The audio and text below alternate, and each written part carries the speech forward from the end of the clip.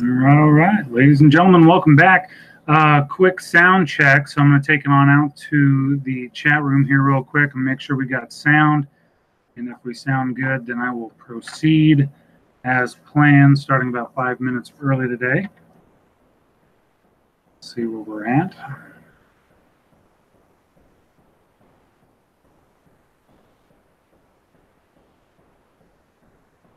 Testing, testing.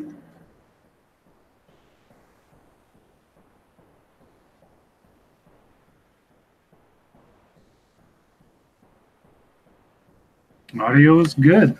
All right. Well, ladies and gentlemen, thank you for joining me tonight. I do appreciate you guys hanging out with me tonight on your Friday, December 28th, 2018. I hope you guys had a Merry Christmas for those of you who celebrate Christmas, and happy holidays to everybody else. I got a lot of things to cover tonight. I have been inundated with requests to do a video about a lot of the things that have been going on. A lot of people who have been following my work for a considerable amount of time are starting to see some of these correlations, and they're starting to get worried, and rightfully so. There are a lot of things that are happening, I think, around us that we should be paying attention to. I think in a lot of ways, they are precursors. In a lot of ways, it's history repeating itself. A lot of ways, this has, well, a good portion of what we've talked about for some time. The timeline, I think, is starting to narrow considerably. So we're going to talk about that. We're going to hit each piece. I will keep an eye on the chat the best that I can. So as questions or comments come up, I will gladly try to address them as they do. Early shout out to some of the participants: Silver Wings, Angel R, Michael B, Joe Sellen, Aces Wild, Wasted White Boy. Appreciate everybody stopping by. It's good to see some of those names in the chat. Let's start off with the elephant in the room. President Donald Trump recently announced that Defense Secretary James Mattis, he's going to depart the Pentagon by January 1. Kind of an interesting thing. He's going to be replaced by Patrick Shanahan, the 33rd Deputy Secretary of Defense. Now, what's interesting about this situation, I don't think that anybody really should be surprised by this. I really don't, for a lot of different reasons. But there are some surprises in it. I was kind of shocked to see that Shanahan would be taking over. I want you to understand his background. First and foremost, he served as a Boeing Senior Vice President for Supply Chain and Operations. He is a Royal Aeronautics Society Fellow, a Society of Manufacturing Engineers Fellow, an American Institute of Aeronautics and Astronautics Associate Fellow. He has a Bachelor of Science degree in Mechanical Engineering from the University of Washington and 2 advanced degrees from MIT, a Master of Science degree in Mechanical Engineering and an MBA from MIT Sloan School of Management. I think this is really interesting because this is now who's going to be the Defense Secretary. Now, the correlation here, and one thing that I want everybody to kind of understand, is this new push towards space, the Space Force.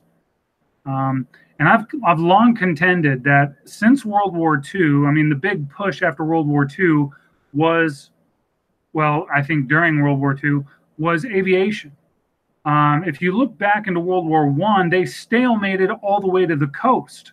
That's why I don't include World War I in my model in regard to timeline, because there was no clear victory. A lot of things set the stage, actually, for World War II.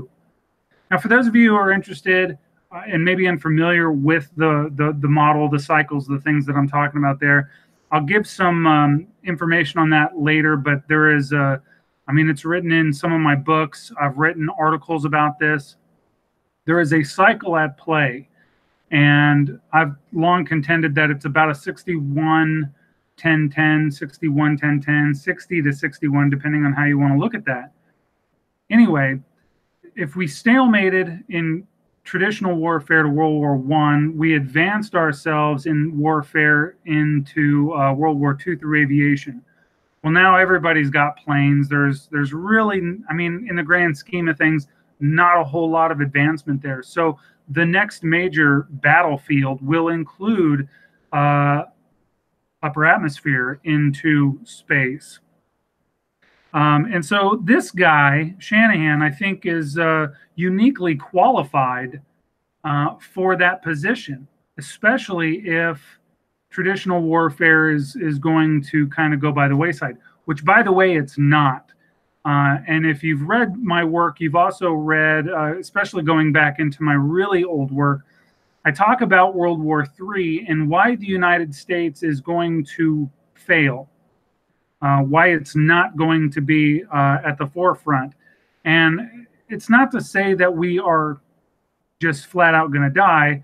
That's not what I'm saying at all. But if you look back towards World War II, some of the reasons why Britain failed and they're no longer the dominant world power was because of some of the moves that they made during that time. And I think that the United States is kind of making some of those same mistakes, even though most people can't see it, couldn't recognize it if it was in front of their face. But a lot of that has to do with the fact that most people in this country today, and I do stress that most, are not a student of history. So when we talk about history, the history that they know is contorted, skewed, which is actually why I wrote Destroying the Narrative, because I want people to understand that a lot of what you've been told is flawed. I mean, fundamentally flawed. Anyway, I'll talk about that throughout tonight, but really I think that Shanahan is uniquely qualified for this mission, this coming mission, because it's I think it's grabbing at straws, basically. I think that this is a strategic move by some of those in power. But we also have to kind of look at some of the other reasons why, and I think some of what is kind of being missed. Trump announced troop drawdowns in both Syria and Afghanistan. This is creating a whole different slew of issues, which we'll talk about when we get into the war elements of this. But these are moves that Mattis, both moves actually, that Mattis was very much against. He thought it was a bad idea. And again, let me also stress as I start this video that when I approach this, I'm not approaching this as a pro or a con. I'm approaching it as this is just what's happening. And I'm going to take it from an American perspective because I am an American and I have to deal with the aftermath of these strategically flawed moves that I think are being made. Anyway, again, when you look at the Shanahan decision, I think that the Space Force is written all over it. So there's that. Is it a bad decision? Maybe. Mattis is a heck of a commander. I think that he is very, very good at what he does. But again, I think that the map of the way everything is unfolding, it's 6 of one, half a dozen of the other by the time we get to the other side of this fence. And again, we'll discuss some of this throughout the evening. Moving on a little bit here. And this is another one that people have asked me to talk about. Story from CNN and a lot of other people, but this is where this direct quote from is: the Trump administration rolled out a new federal regulation recently officially banning bump fire stocks. Yes, this is done. I don't know why a lot of people are surprised by this. He was getting a lot of pressure in a lot of different directions. Of course, he's going to fold. Now, long before he was elected, and while it was still on the table, I tried to tell everybody that Donald Trump is not a constitutionalist. Okay? He's not. In fact, I still have on dmrpublications.com, which is where the vast majority of my posts are going anymore, I have an open letter to Trump questioning his constitutionalism, and he's just not. So don't be shocked by this kind of stuff. You're probably going to see more of it before it's all said and done.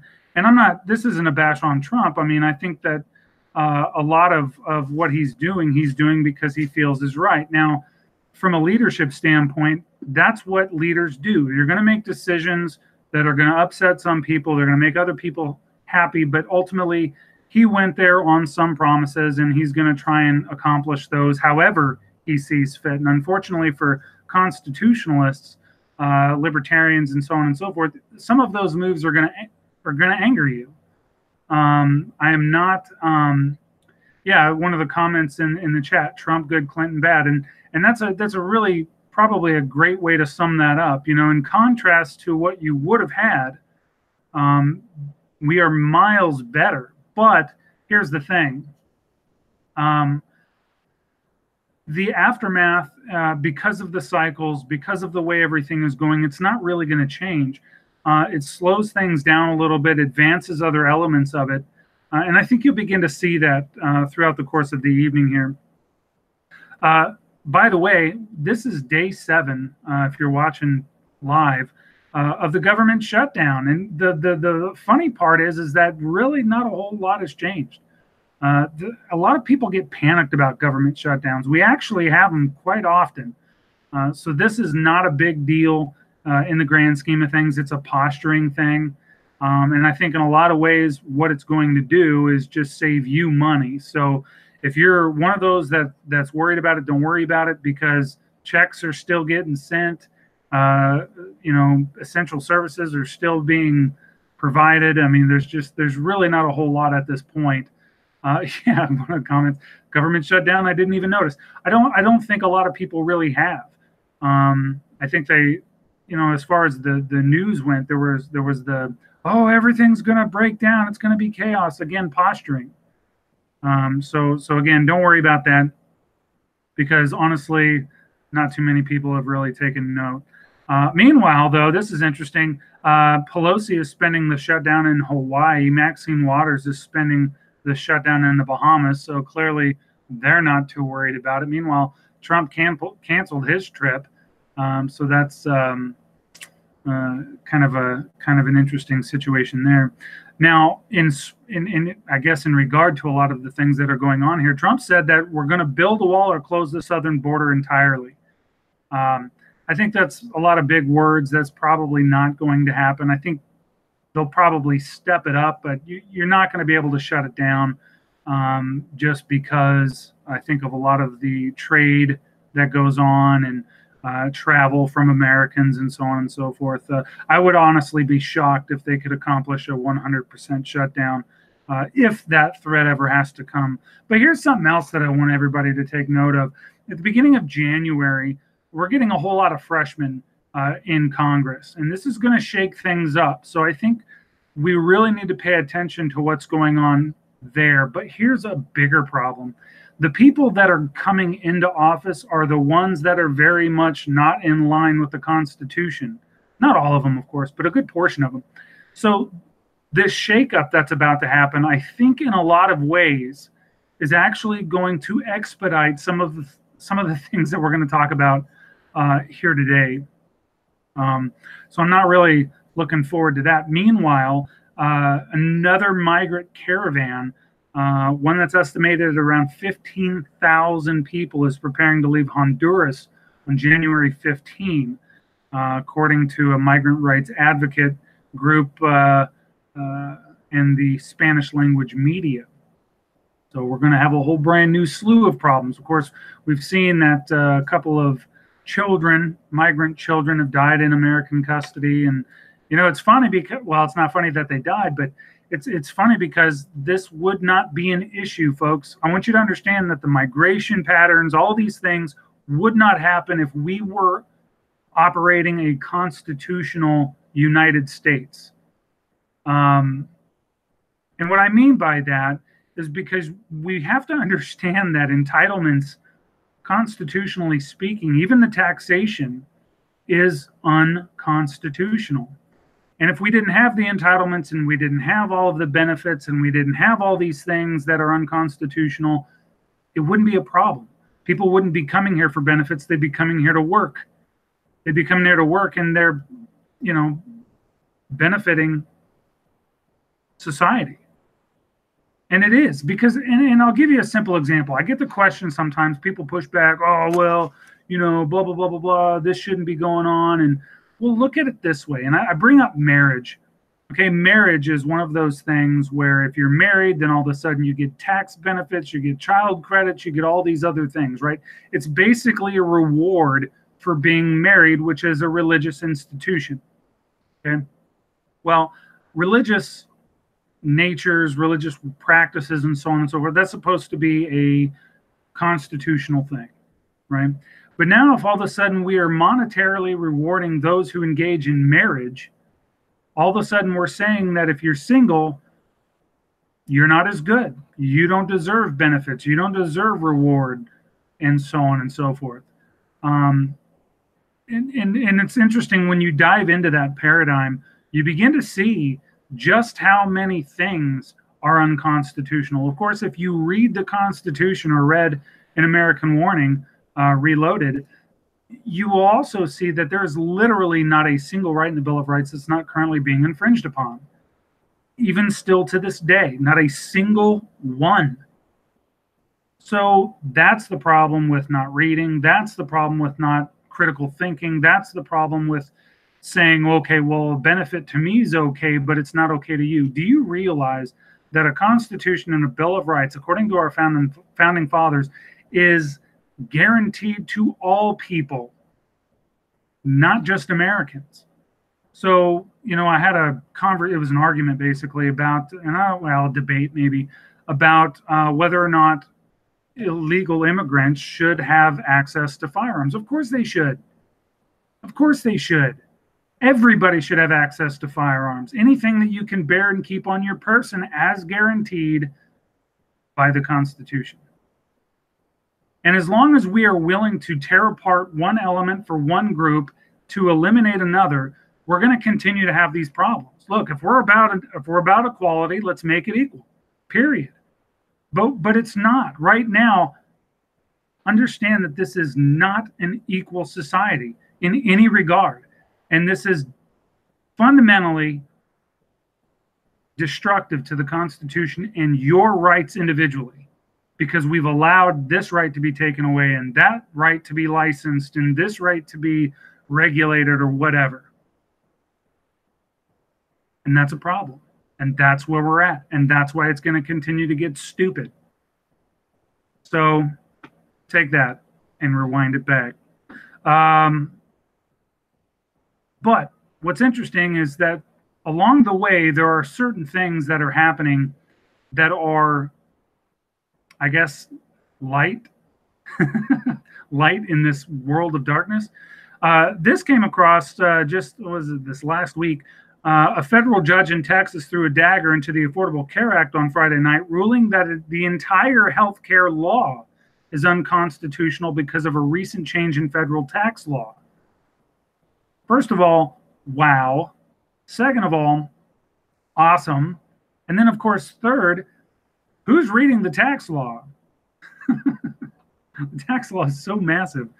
But again, it's one of those things, folks. I mean, you make something so big and so convoluted, it eliminates exposure, right? So how many people watching this video have read the tax law? And in its entirety, I would say zero. I would be shocked because, again, if it was one of those things that goes back to the whole $500,000 reward for the person who can find the law that says you have to pay taxes. That's what I'm saying. I mean, it's crazy.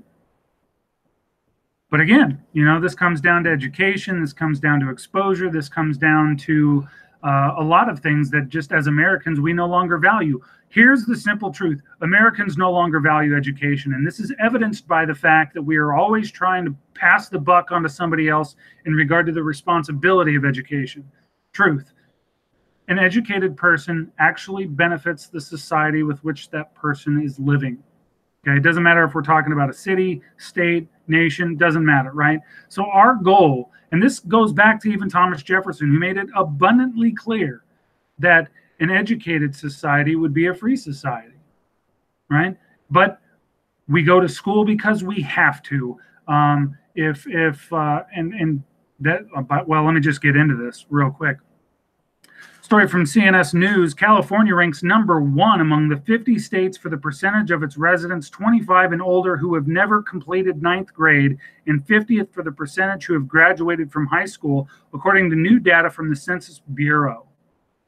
Now, immediately and right off the bat, a lot of people are going to look at this and be like, ha ha, that makes sense. California sucks. Da, da, da, da, da. All right, well, first of all, yes, it does make a lot of sense. And yes, of course, California does suck. Right? This is where a lot of stupid ideas are born. This is Maxine Waters. This is Pelosi. This is case in point of the blind leading the blind, right? So you've got a lot of issues going on here. But here's the kicker, folks. Texas was number 2.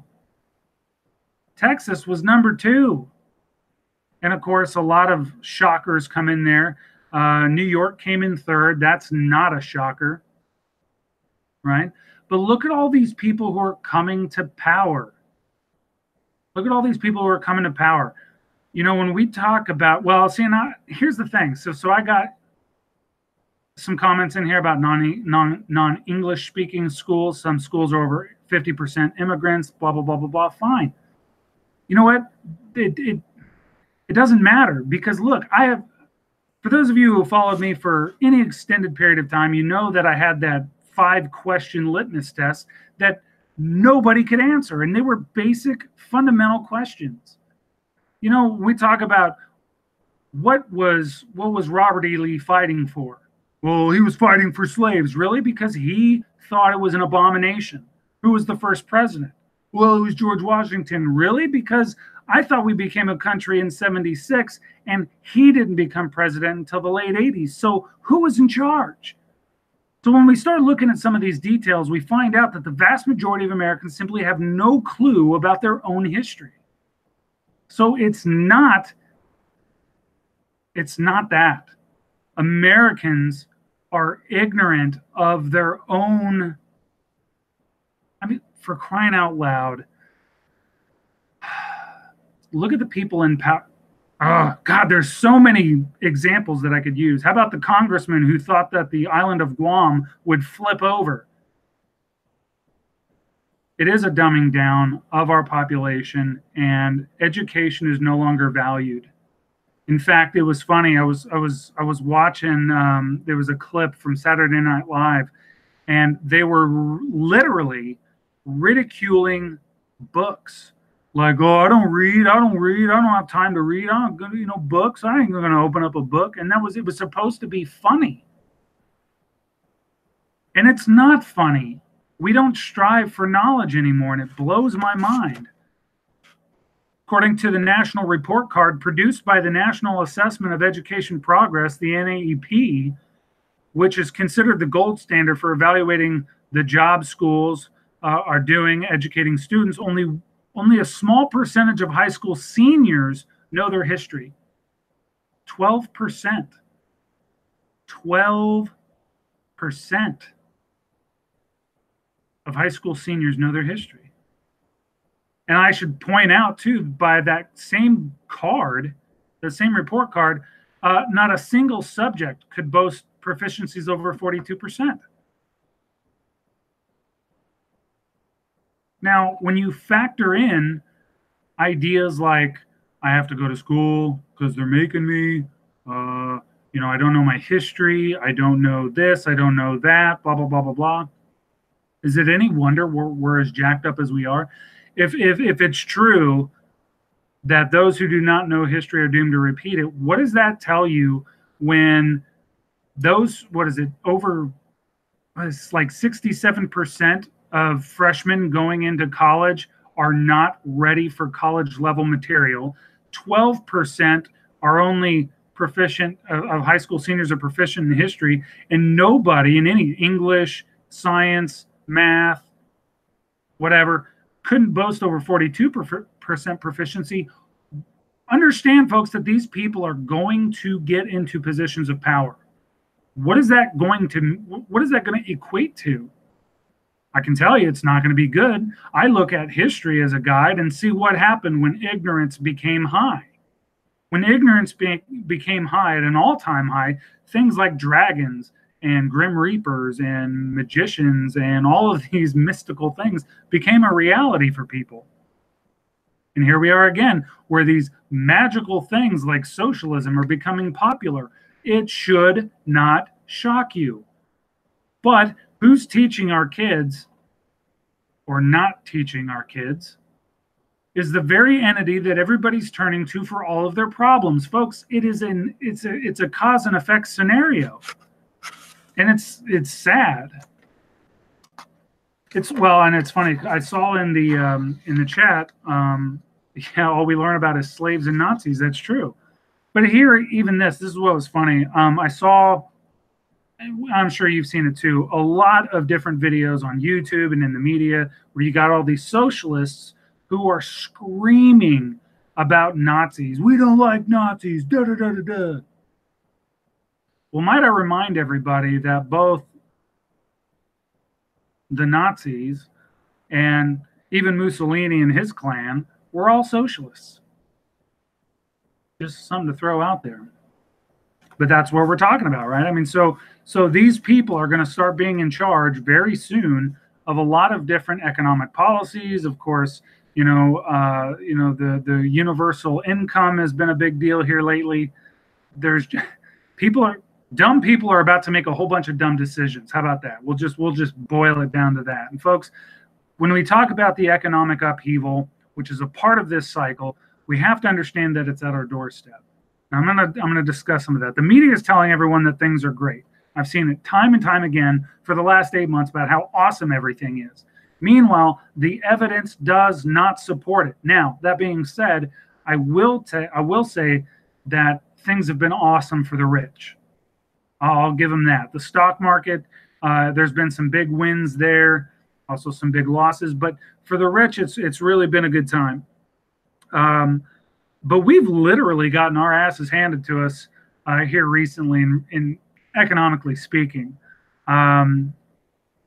I saw a lot of promotion over the idea here recently that the stocks had posted their best day in nearly a decade on Wednesday. Yay! What was it? The Dow Jones Industrial Average notched its largest one-day point gain in history. That was Wednesday. Awesome, right? Everybody's pumped up. Everybody's excited. But of course, this was literally after a record-breaking decline the day before. Massive swings up and down, blah, blah, blah, blah, blah. This is indicative of a warning sign, and we've got to pay attention to it. Wild swings are not a good indicator for stability. I just want to point that out. And if we're all on the same page there, then a lot of what I'm about to share with you is going to make a whole lot of sense. After an unexpected, this is a story from Reuters, excuse me. After an unexpected rally that carried the dollar to 18-month peaks and saw it end 2018 as investors' top trade, the currency faces challenges in the coming year.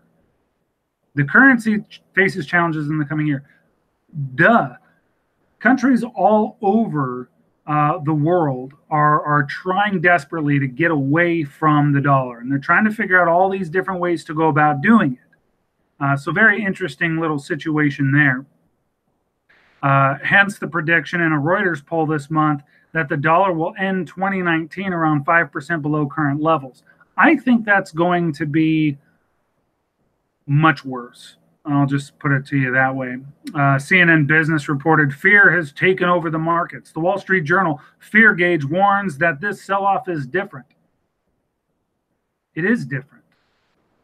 It's very different because the fundamentals of this economy, of economic norm, has been lost. People just don't, I think, understand. I don't want to blanket that. I know that there are some people who do. But some people are literally taking advantage of the turmoil for personal gain, and they're not going to tell you. I mean, look, if they have a chance to just steal wealth and you're not going to know the difference, they're not going to tell you. There are just not a whole lot of ethical people left. Economist had front cover, get ready for currency reset in 2018. Yeah, well, it's a part of the cycle. Again, this is one of those things that I've been talking to you about since '99. I guess publicly since, for those of you who've been following me that long, 2004. This is. I guess let me say it like this: when I was telling you in 2004, under the banner of American Warning, it wasn't America right now. It was an American warning because this is what was supposed to be happening soon. Soon becomes relative, but again, that's what the model showed. That's what I shared. Here's where we're at. Um, yeah. CNBC today. Investors are fearful the stock market is signaling that a recession could be on the way, either because of a Fed policy misstep or trade wars, both of which seem feasible to me. Quote, I think things have improved, but then I think there are, or sorry, no. Let me back up. CNBC, former Federal Reserve Chair Janet Yellen told a New York audience she fears there could be another financial crisis because banking regulators have seen reductions in their authority to address panics and because of the current push to deregulate. Quote, I think things have improved, but then I think there are gigantic holes in the system. She goes on to say the tools that are available to deal with emerging problems are not great in the United States. This coming from the gal who said that we didn't have anything to worry about, that a big problem couldn't happen, and blah, blah, blah, blah, blah. Folks, it can and it will. What goes up must come down. And if it doesn't, then it's rigged. And that's going to ultimately destroy confidence. And all the other nations are going to abandon it anyway, which would ultimately leave us holding the bag. So 6 of one, half a dozen of the other, pick. Right? It sucks. I'm sorry, but it is what it is. Forbes, December 6th. That's it. As far as I'm concerned, a crash is underway. So let's look at why. Market Watch, pending sales of homes in the United States fell again in November to a 4-year low and another sign of widespread weakness. Yeah. The average American household has $8,284 in credit card debt. Not good. An estimated 48% of Americans go into credit card debt during or immediately after the holidays. Probably don't have to tell you what that means, but people are spending money they don't have. That's not a good sign, right? So, and what's crazy about this is all these stories get piecemealed to you. Here's this news. Here's this news. It's all piecemealed. You know, what is it? 600 words or less. And you're supposed to somehow take all of these pieces and put them together. Well, courtesy of modern education system in the United States, no one's taught critical thinking and no one's taught how to connect the dots. Nobody's taught how to put all this stuff together into a ball that makes any sense. So they get the one little piece, they turn around, they see that the stock market's doing great and the economy's booming. And then they're going, oh, okay, so that's something different that doesn't impact the other. No, it does. What you're being told is a segmented piece of an overall much nastier picture. Context is important. Context requires looking and probably reading and understanding and critical thinking. According to the St. Louis Federal Reserve, borrowers collectively owe over $1.5 trillion in student loans. That's not going to help anybody buy a home. That's not going to help anybody with holiday shopping. That's not going to help anybody buy a car. It's not going to help anybody buy any goods or services because they are straddled with debt. I know. It's their choice, right? It's their choice to go to school and get an education, to go get a job that they were told they had to go to school to get a job for. It's nuts. It does not make sense. And the fact that anybody's going to piecemeal this out or tear it apart into piecemeal is beyond me. Folks, this is all a part of a big, nasty ball. And of course, I've written about this. I've talked about this. So I'm not going to beat that drum too hard. But when you're being told that you have to have an education in order to get these jobs, people are going to go to school to get those jobs because that's what they were told to do. And what's interesting about this is, let's say you were told, let's say you were actively working and the company or government or whatever said you had to go learn something in order to keep that job, that would be the responsibility of the company or government system. Somehow it doesn't apply here because to even get through the door, you have to have a piece of paper now. Fine. But what's interesting about this, folks, and this is something that that we really have to pay attention to the cause and effect of. And for many years, I've been trying to teach you the value of cause and effect. Let's say you go to school, you get the piece of paper, you go get the higher paying job. Who benefits? You're going to maybe get a little bit extra yourself, but chances are you're going to have to pay student loan debt, which of course the vast majority of that borrowing comes from the government. And then of course you're going to have a higher wage. So of course your taxation is actually going to be higher, which of course benefits the government. As far as I'm concerned, in a lot of different ways, you are getting double, sometimes triple, even quadruple dipped by the organization that's supposed to be making sure that you have a fair shake and everything and supposed to keep everything equal and blah, blah, blah, blah, blah. And when we begin to focus on this part specifically, we can realize just how messed up the system has become and really what your role in it is. Now, here's the bad side effect of this. If you don't have the paper, you are then left to go with remedial jobs which don't pay as well. And then, of course, that, most of these are minimum wage jobs. And then, of course, people are left to say, well, I can't make a living on a minimum wage job. And then I have to tell you that it's, of course not, because a minimum wage job is a minimum wage job, not a living wage job. Yes, I understand it's a complex situation. Yes, it's an uncomfortable situation that we have to deal with, but there is a solution to it. A lot of people don't like that solution, but they didn't like the solution the last time either, and here we are. So, of course, the last time nobody really paid attention to that solution, and it doesn't matter anyway, because if nobody's valuing the education, the skewed, contorted education that they're getting, it's irrelevant. So really what this goes back to, folks, is trying to value education. Ignorance is a problem. And here's the thing, and I've talked about this. When we bully the smart kids, when we frown upon reading, when we would rather look at repetitive messages and music and television and so on and so forth, rather than something that's inspirational, when we can get mad over the dumbest things in the world, this is what we're going to get. Now, here's what's interesting. If you're listening to this right now, you have to understand that this actually sets you into a very unique position because you understand the problem. You can recognize the solution is actual information. Now you have an opportunity to fill your head with as much information as possible. I'm going to tell you that over the course of the next 20 years, maybe more, the biggest and best investment that you can give to yourself is going to be information. How you get that information, that's up to you. Some will find it in college. Some will find private college, more than likely. Some of it are going to find it in trade schools. Some of you are going to find it with, $5 in late fees at the local library. I don't care. I don't care what it is. Seek out information. Here's another thing. I need you to understand the importance of embracing dissenting ideas. Find a dissenting idea. Seek it out.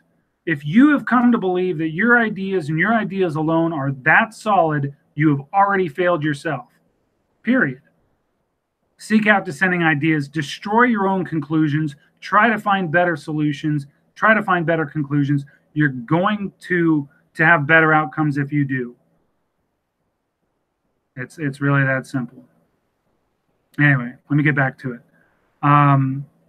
According to the Economic Policy Institute, 5.3 million workers will see their pay increase as a result of numerous minimum wage hikes set to take effect across a number of states at the onset of 2019. Some people are celebrating this. Yay!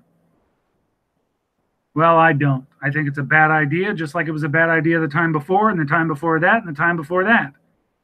It's going to result in higher prices, fewer jobs, higher taxes, and so on and so forth. Minimum wage hikes are not the solution. Figuring out and correcting why prices continue to increase is. But a lot of people can't wrap their head around something like inflation.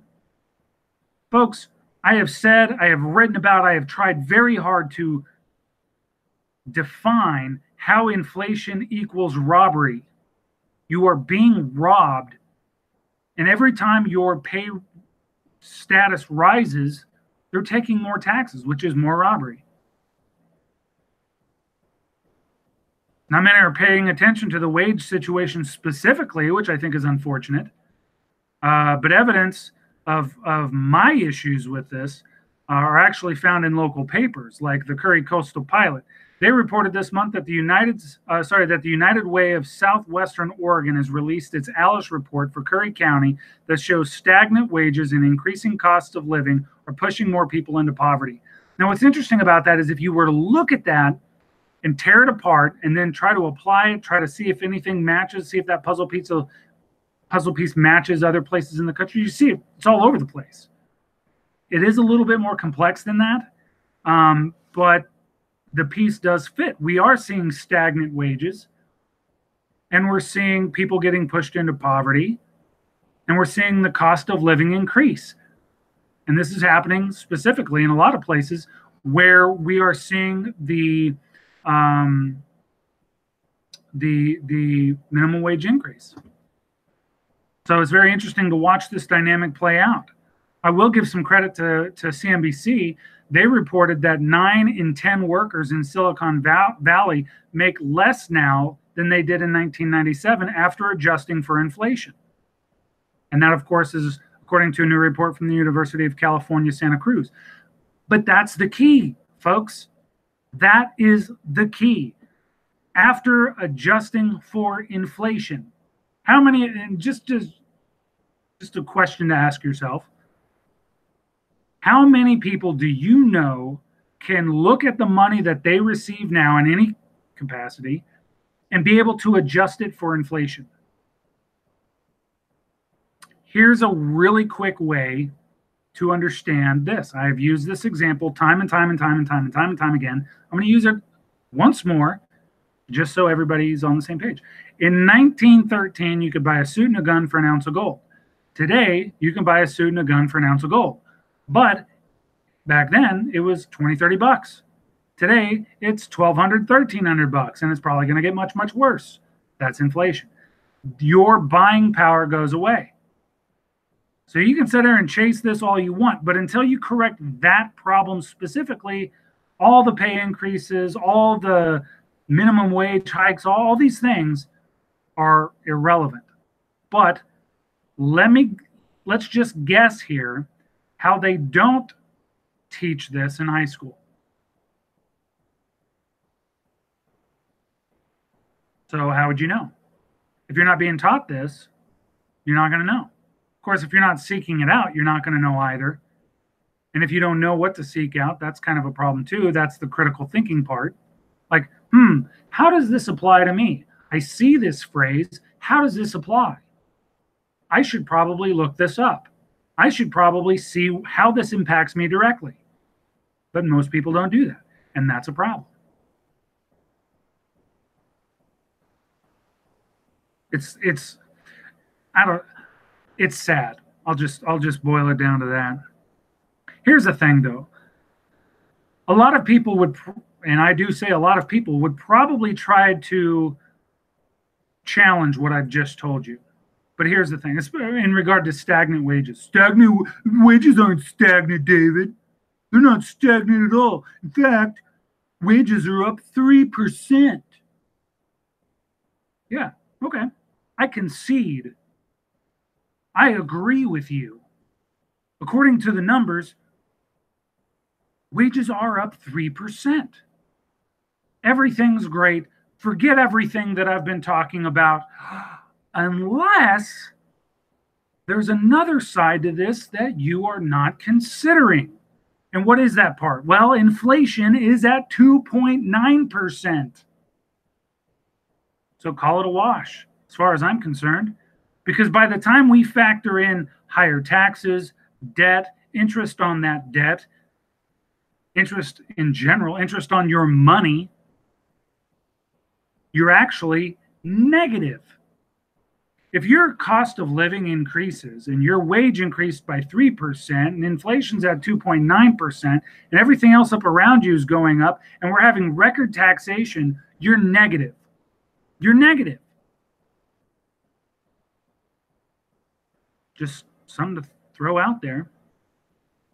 Yeah, but David, if that were true, then unemployment would be different. There would just be much bigger problems. Well, good news, bad news, there are much bigger problems. Now I know the U3 that everybody wants to talk about, this awesome unemployment rate, is at 3.7%. Oh, this is great. Everything's awesome. No, it's not.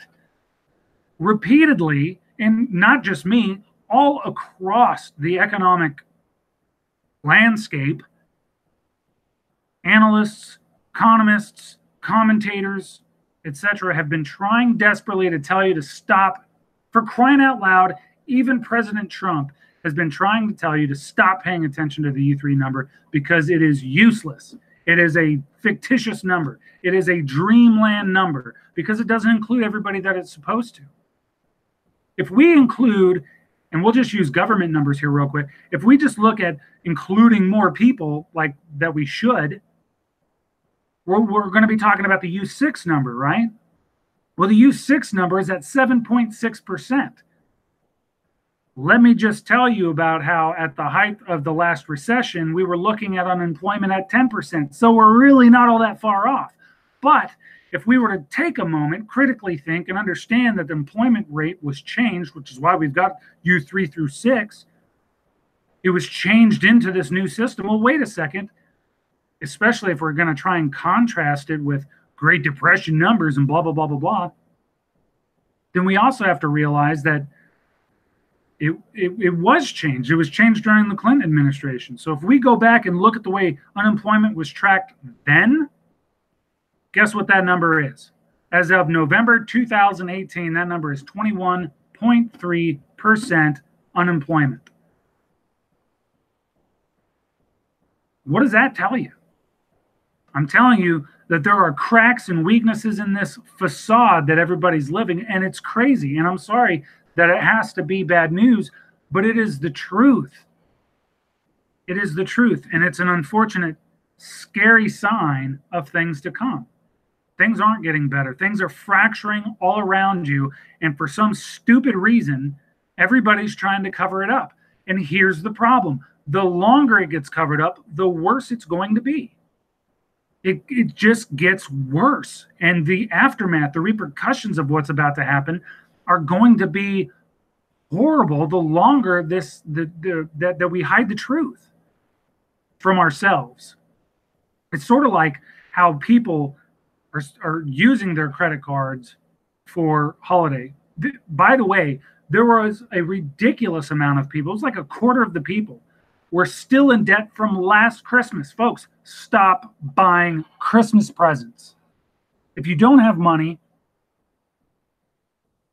don't spend money. In fact, I would tell you to start downsizing. If you don't need it, don't get it. Don't buy it. Start looking at necessities. Start looking at your health. Start looking at information. If you're going to spend money on something, spend it wisely. I'll just kind of tell you some of the things that I do. I have downsized my entire existence just to almost the bare necessities. I have a car, but I've decided a long time ago, I'm not going to buy a car that's newer than 5 years old. Not going to do it. Because you're just losing a ton of money by doing so. That's one example. Buying quality foods. Not buying the excess, not buying Christmas presents in crazy numbers. I save over the year for things that I want and need.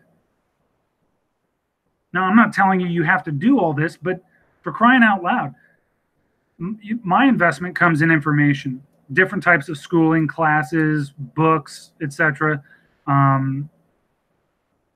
anything that I can do to kind of prepare myself for the backside of the cycle. Folks, understand that, yes, I'm talking about the cycle and I'm talking about some bad stuff, but we also have to understand that there's going to be another side to this, the other side of this, just like every other cycle before. So you want to be on the leading edge of that. You're going to need to know about the world we're walking into. Anyway, back to economics real quick. Again, if I was right, then we would see some of these cracks, and I contend that we do. 2008 brought shutdowns by Sears, Toys R Us, not to mention Mattress Firm, Bon-Ton, Abercrombie and Finch, so on and so forth. We're seeing a heightened level of retail closures. And I warned you about retail closures years ago. I told you it was going to happen, wrote articles about it, had videos about it, the whole 9 yards, right? Well, guess what? As of August, and that doesn't include what's happened within the last few months, the U.S. had hit a 10-year high in retail square footage closed down, even higher than during the peak of the Great Recession. I would say that's probably a pretty big clue. Just throwing it out there. And I know people talk about retail sales. They're quick to blame online sales, right? Amazon. Fine. Blame Amazon. It's not that. Where a lot of this money is going is into discount sales, and we've talked about that. And that's kind of an interesting thing when you think about it. Why would everybody be buying discount stuff? Why would everybody be looking for the deal? Well, to save money. Well, yeah, because they don't have it, right? So of course that's where that money's going to go, and that's why we're seeing those businesses boom. But either way, credit card debt's going through the roof. People use credit cards when they don't have the money. They don't have the money because it's either going somewhere else, like debt that has already been accrued, or they're not getting it in the first place. These are just logical conclusions. That's not even groundbreaking stuff right there. Story from Reuters. Corporate earning forecasts are eroding as the tailwind from the tax cut fades, and as investors worry the U.S.-China trade dispute could upend global commerce more than it already has. Basically, what they're talking about there is that the forecasting for corporate earnings is going down. What do you think that equates to? Let's just play a game here. If corporations if their profits go down, what does that equate to? That equates to store closures. That equates to letting people go. What does that equate to? More debt, poverty, etc., etc. More deficits, right? More entitlements. So we'll see a lot more of that going on. Well, as it turns out, story from the AP, the federal budget deficit surged to a record for the month of November. So our deficit's getting up there. CNS News, the federal government collected record total tax revenues of $458 billion in October and November, the first 2 months of fiscal 2019, according to the monthly Treasury statement released today. So wait a second.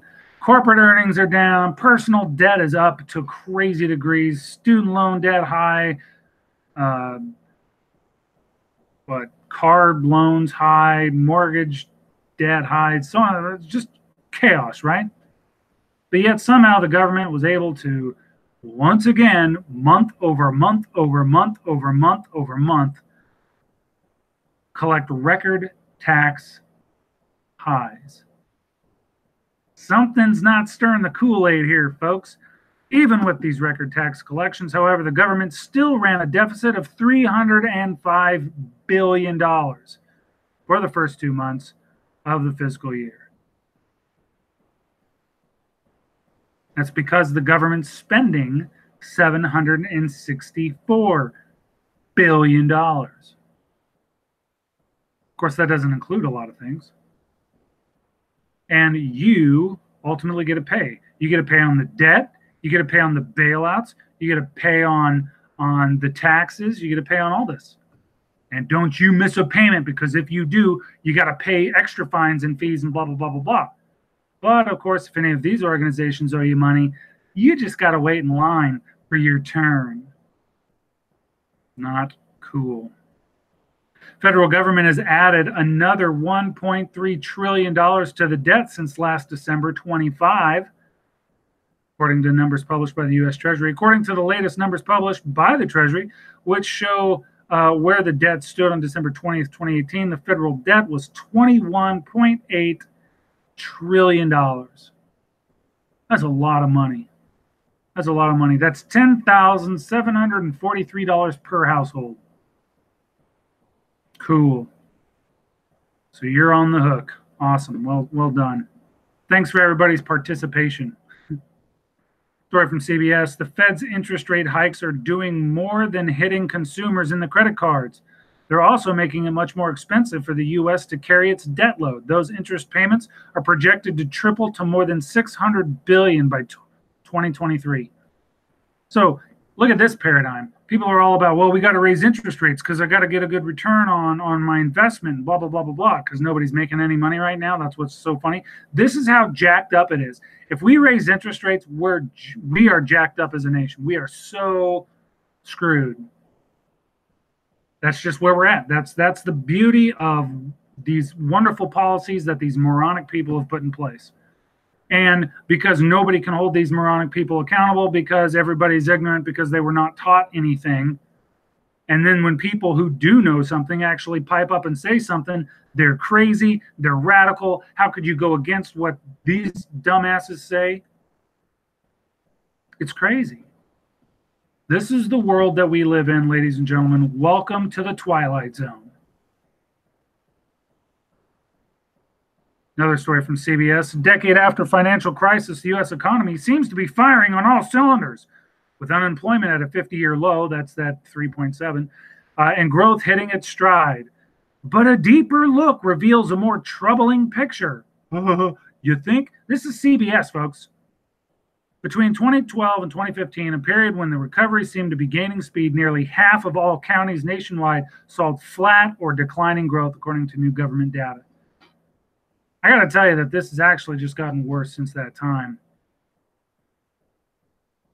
And you know what? Here you go. Let's stop what I say about the situation, because David just might be a nut job. Cool. With you. Awesome. By the way, I wish I wasn't right. And a lot of what I've been looking for, well, since this model first started showing me the things that it was, I've been looking for ways to destroy this because I don't want to be right. Just throwing that out there. Story from CNBC. Ron Paul, who I would argue most of the people watching this probably pay attention to, probably think he's a smart guy, probably voted for him when he ran for president. He's warning this year's correction could be a precursor to an epic market collapse that may come sooner than investors think. According to the former Republican presidential candidate and forever congressman and medical doctor and smart guy and economic powerhouse, Ron Paul, Wall Street is becoming more vulnerable to near depression conditions within the next 12 months. Quote, once this volatility shows that we're not going to resume the bull market, then people are going to rush for the exits.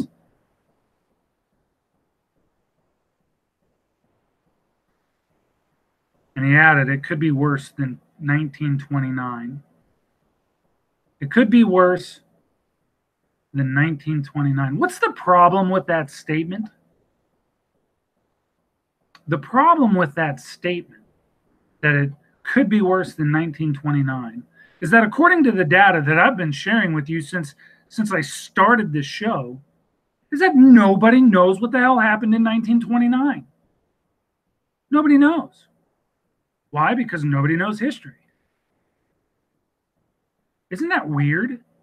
So a good portion of this country could read the words, but of course they would have to read but maybe they could hear the words coming from Ron Paul, talking about how that this is near depression conditions right now. Over the next 12 months, we're looking at a potential catastrophe on par with 1929, and these people are not going to have a clue. They're not going to understand the warning because they don't know what he's talking about.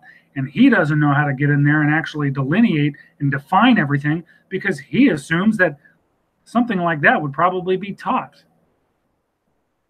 But I don't think that it is, because that if it was, more people would probably be paying attention. And I think, honestly, that's probably why so many people were confused about my article. So I wrote this article a long time ago. It's on DMR Publications. It's called History Doesn't Repeat, but It Does Rhyme. And in that article, I actually lay out the different parts of the cycle. I talk about as far as American history goes, because, again, I don't think a lot of people pay attention to history above and beyond that, if they pay attention at all. But I talk about the idea that the war and the 10-year resolution for the last cycle was World War II. But I talk about how it was like 1939 to 1945, but could probably be 1946, 47, 48, all the way up to even 53, depending on how the cycle looks at the end of that cycle. I can't tell what it is. Nobody could really tell what it is. We're just going to find out what it is.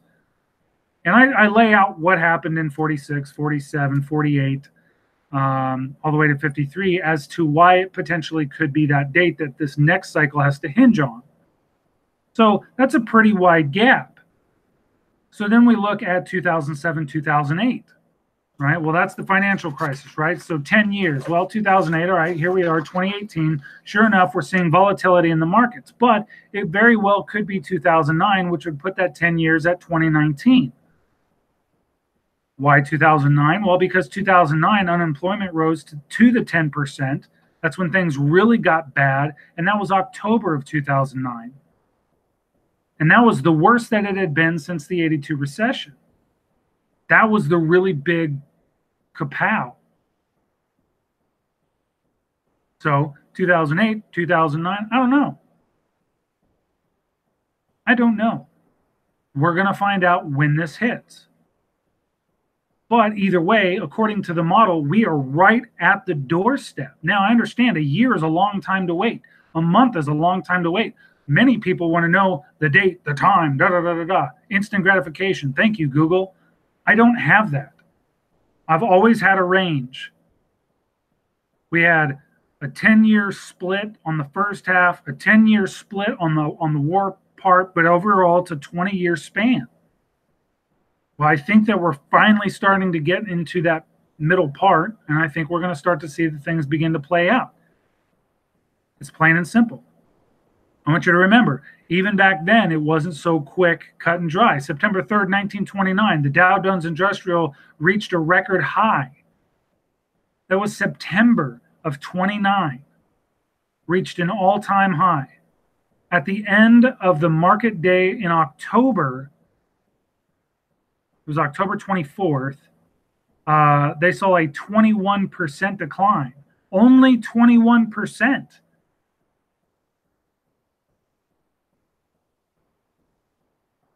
Okay, so you're talking about several months there, only 21%. That's a 21% swing.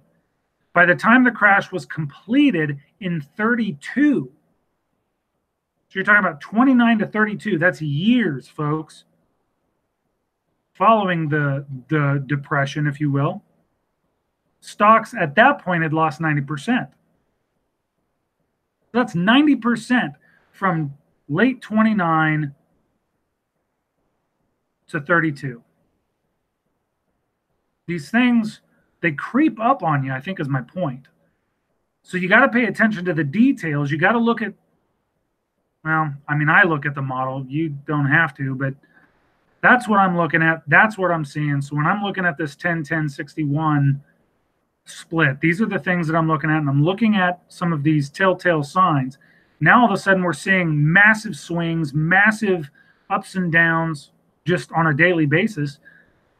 But you also got to remember, too, that it's rigged and there's a market fight back to see truth. So we're going to see these swings. Of course, they would love to prop it up indefinitely. It's a bad idea. So I think I've done at least a decent job of explaining some of the cracks in here. I don't want to, by the way, these are all very recent stories, just within the last couple of weeks, probably the last month. But again, if I'm right, then what I've projected, what the model has shown, is right around the corner. And it's the very same model. It's everything literally in line. I mean, we put information in from time to time. But it's the very same one that I've shown since 99-ish. Again, publicly 2004. So I don't know. Depends on how you want to look at it, but it is what it is. Again, with the economic side, if that's true, then what we're dealing with as well is the aftermath of that, which of course is the war cycle. And again, if I'm right, we should already be seeing some of those pieces get put into place. And we're going to talk about that. I'm going to take a little bit of a break here, get some fluids in me, give some shout outs into the chat room, because I see a lot of friendly avatars out there, so I want to say hi to them. I'll get some coffee, wet my throat. Let's see here. I'll start a little over midway. Truth Freeze, Atomic Bulls, what's up? High Desert Pioneer, Militaristics. Did I just say Silver Wings? If I did, hi, what up? Let's see here. HRM, Weapons Machinist, Gimp Geek. Man, it's good to see some of these names. Green Dragon Tavern Chats, what's up, buddy? Yeah, long time indeed. Nikita Net, what's up, buddy? Good to see you. Hope things are well on your side of the world. Regulator 308. Let's see here. Over D Boss, what's up? Johnny, Master at Arms done. Good to see you, buddy. Thanks for showing up.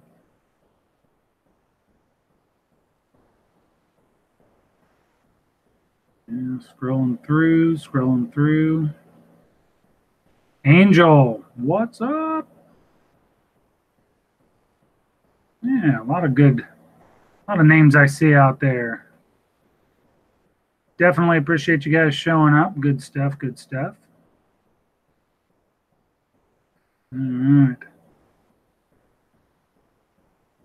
Where is the 8 trillion missing? It's actually a lot more than that. Never found yet. Nope. Oh, goodness. All right. So let's talk war. Now that Mattis is out, what is this war going to bring? Well, if you recall, what we talked about, what the model shows, is that we've got 4 hot zones, and we've got the big 5, right? The big major players. 4 hot zones: the Baltics, the Middle East in through the Horn of Africa specifically, the Pacific, the South China Sea Pacific region, and the United States. Scary stuff, especially when we start talking about that last one. The 5 major access, if you will, it'll be access to the United States. It'll be Russia, China, Iran, North Korea, and Venezuela. Also, too, includes their proxies, but I want you to understand that I don't try to focus on the proxies because they're just pawn pieces. And it's interesting. So I see a deal right here. Horn of Africa is most likely next. Yeah, there's a whole bunch of stuff going on right there right now. A lot of players involved. But I think what I'm going to share with you, you're going to start to see especially for those of you who have followed my work. If you followed my work, you've seen, I have been harping about Venezuela and North Korea for a long time. You might also recall, too, that I told you that this situation with North-South Korea was a non-issue. It wasn't going to happen. It wasn't going to be real. That North Korea wasn't going to bow. They weren't going to do it. It was a lie. Venezuela, I've been ridiculed about that one because Venezuela, they're in shambles. Da, da, da, da, da. Again, you cannot pull and piecemeal out this deal. You have to look at it like a chessboard, or what was that game we used to play as kids? Maybe it was Axis and Allies. You kind of have to look at it like that, and then you have to almost like a beautiful mind take yarn and connect the dots and see how it all lines up. When you do and you track these things over time, you begin to see a lot of these things make a whole lot of sense. Now, we talk about the Baltics. Oh, by the way, too, if you recall, I talked about the overall plan to actually invade the United States if it ever became weak. There's a bunch of different stuff that's involved in that. I'm going to try and walk you through this as we go through each individual piece. But I'm going to start with NATO because some of our friends here in the chat, and because that's the first hot zone. Not necessarily in order of actual action, but just on my list. Back in October, okay, CNN, new satellite imagery shared exclusively with CNN showed Russia appearing to upgrade 4 of its military installations in Kaliningrad, Russia's strategic outpost on NATO's doorstep.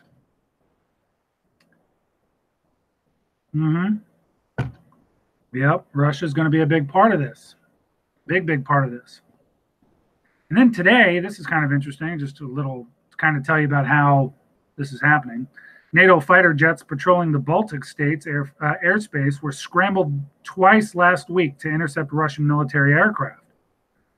Again, when we see these scrambling, we see this pressuring of borders, what they're doing, it's not just to say hi. I want to make that clear.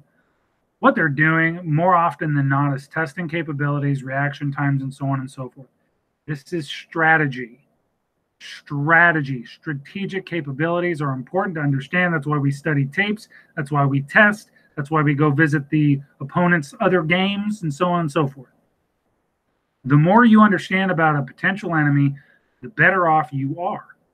So we test. We play the game. We move. We see what's going on. How do they react? Are they really upset? What's going on?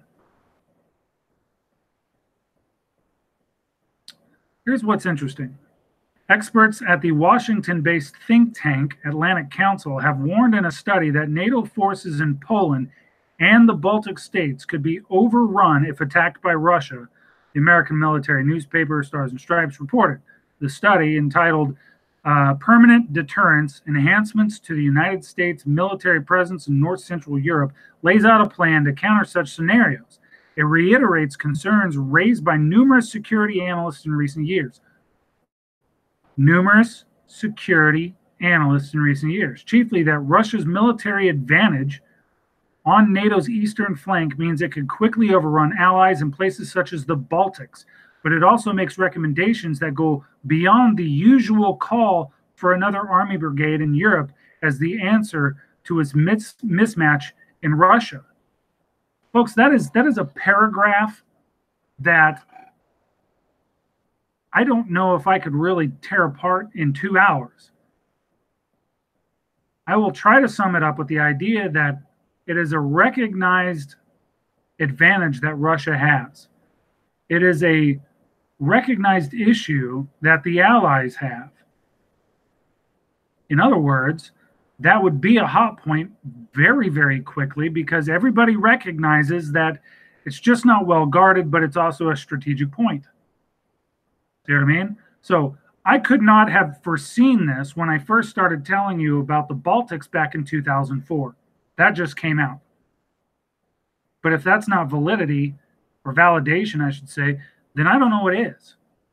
Meanwhile, we are dispatching troops. We are dispatching Navy. We are deploying whatever we can to go to that area. Matter of fact, a guided missile destroyer, the USS Gravely, just was deployed today. And evidently it's going to conduct maritime operations as the flagship of NATO's standing NATO Maritime Group 1. That's today. This is an ongoing thing. Again, I can't stress enough that this is an ongoing thing. So information next week will simply add on to the stuff that I've added today, which adds on to the stuff that I did last week and the week before that, and so on and so forth, going back all the way to '94. And of course, this doesn't include a whole slew of things that we probably could talk about, but to me, I think it's just beating the dead horse. But I wanted to share that the mismatch, the recognized advantage that Russia has in that area that they admit is a strategic point. What does that tell you? Use basic logic on that one. Let's talk about Venezuela. Story from Reuters. U.S. Defense Secretary Jim Mattis at the beginning of December condemned Venezuela's socialist president Nicolas Maduro as a despot, leading his oil-rich nation to ruin, adding, quote, ultimately this regime is going to have to go, unquote, for the situation to improve. Now, if any of you have been paying attention to the Trump-Venezuela situation, you will have found out that there have been plans to overthrow, or at least rumors of plans to overthrow Maduro.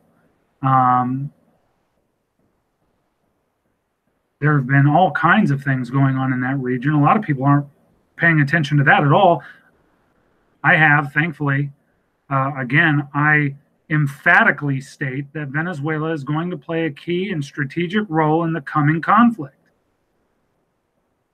In fact, it's been reported by John Bolton is working overtime to fuel war on Venezuela by the newly minted far-right government of Colombia and Brazil. What? Yeah, why is that happening? Venezuela's out of food. True. Yeah, they're desperate. Desperate people do desperate things, just to kind of throw that out there. But it's even more than that. It's even more than that, folks. Russia has deployed nuclear-capable Tu-160 Blackjack bombers to Venezuela.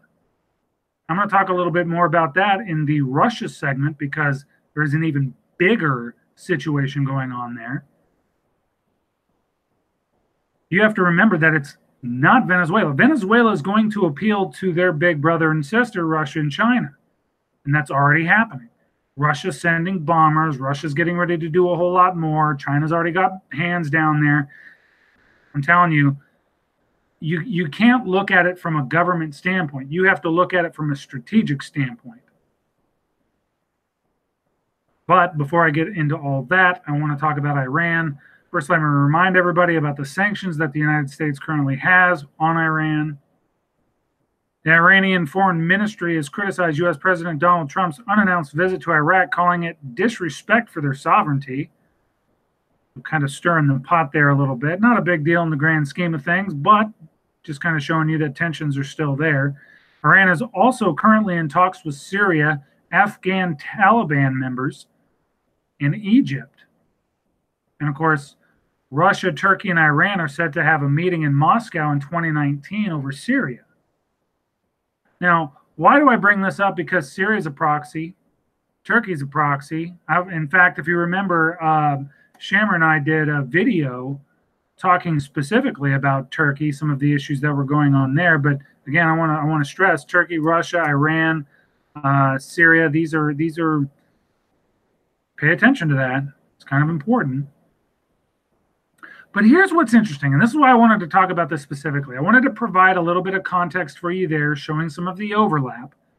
But I wanted to show you this. Council on Foreign Relations president and author of A World in Disarray, Richard Haass, warns MSNBC Morning's Joe that despite U.S. troops withdrawing from Syria and victory against ISIS, the Middle East is still the most dangerous flashpoint in the world. He went on to say that Iran is the most likely setting for a major new war in 2019.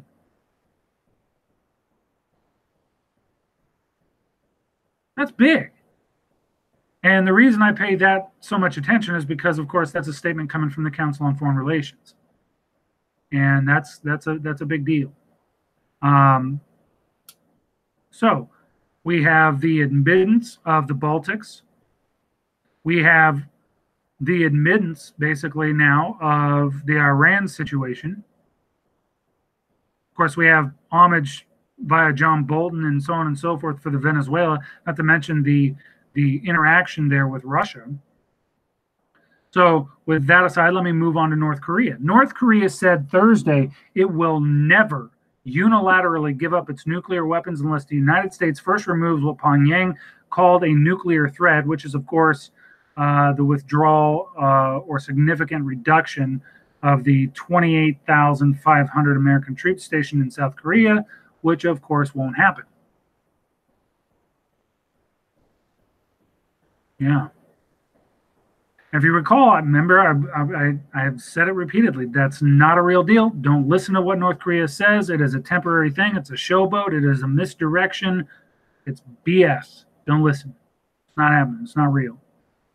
By the way, just a reminder for some, back in April, Lieutenant General Samuel Greaves, the director of the Missile Defense Agency, testified to the Senate Appropriations Defense Subcommittee.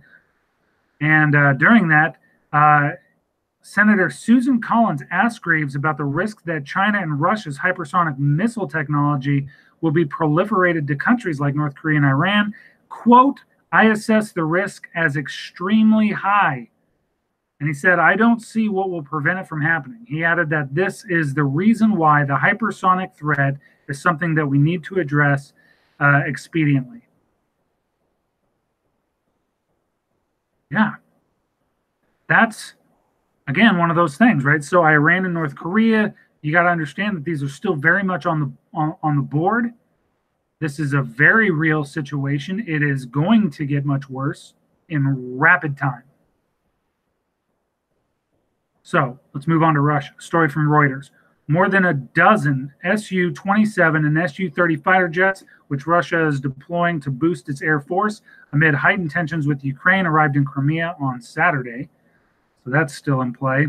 Story from the Associated Press. President Vladimir Putin on Tuesday rejected the U.S. claim that Russia developed a new cruise missile in violation of a key nuclear treaty, arguing that Russia has no need for such a land-based weapon because it already has similar weapons on its ships and aircraft. Washington warned this month it would suspend its obligations under the Intermittent Range Nuclear Force Treaty in 60 days if Russia did not return to full compliance. The U.S. claims that the 9M729 cruise missile breaches the INF, which bans all land-based cruise and ballistic missiles with a range of 500 to 5,500 kilometers, which is 300 to 3,400 miles. I guess it doesn't matter. Story from Reuters. Russia said that the scrapping of a Cold War nuclear pact may lead to an arms race and direct confrontation between several global regions after a proposal by Moscow was rejected in a United Nations vote. Russia has decided to develop a long-term military presence. This is the other part. Russia has decided to develop a long-term military presence in the Caribbean in conjunction with the socialist nation of Venezuela. So, as promised a long time ago, I told you that Russia and Venezuela were going to work together. It has now come to the attention of everybody that that's going to be real. Again, let me reiterate, Russia has decided to develop long-term military presence in the Caribbean in conjunction with the socialist nation of Venezuela on one of its islands in the Caribbean Sea. The move seems to be in response to the Trump administration's decision to pull out of the Intermittent Range Nuclear Forces Treaty. The recent flights of Russian Tu-160 long-range nuclear bombers are part of this effort. Interesting. But also, as promised, I told you that the Arctic was going to be a situation to contend with. Story from the AFP. Russia will build up its military presence in the Arctic over the next year, the Defense Ministry said Tuesday, as Moscow seeks to assert its influence in the strategic region. The announcement comes after years of increased activity in the Arctic, with which Moscow has declared a top priority due to its mineral riches and military importance. But this was something that was really interesting. China and Russia band together on controversial heating experiments to modify the atmosphere. I did some digging on this. That one was, kind of whatever. People were whatever. But I did some digging on this, and I found another story that said, and this was from Asian media, talking about the countries are testing the technology for possible military application, according to Chinese scientists involved in the project. Russia and China working together again for military purposes. So yeah, pretty interesting there. See a comment out there I want to kind of comment on. Colorado Biker, what's up, man? He says, more hyperbolic media coverage. You must live in fear. The most effective way to control a population. Perhaps. But what I'm sharing with, and I think most of you who followed me for quite some time know that what I'm sharing with you is an opportunity to be able to navigate what the powers that be are ultimately going to engage in. Understand that you and I, can't stop this. Right? We can't stop it. They're going to do whatever it is that they're going to do, and they're going to destroy and go to war and blah, blah, blah, blah, blah, like they've always done. I'm not sharing this to keep you in fear. I'm actually sharing this so you're not frozen in fear. I don't want you to be frozen in fear. I want you to understand the gravity of the situation so you can navigate it accordingly. When you start to see stuff pop off, you're going to understand that it's happening. You're not going to be shocked. You're going to be very aware of what's going on. You're going to be able to navigate it accordingly. You're going to understand what's at stake. You're going to understand what the aftermath is. You're going to understand what the goal is. That's why I share all this.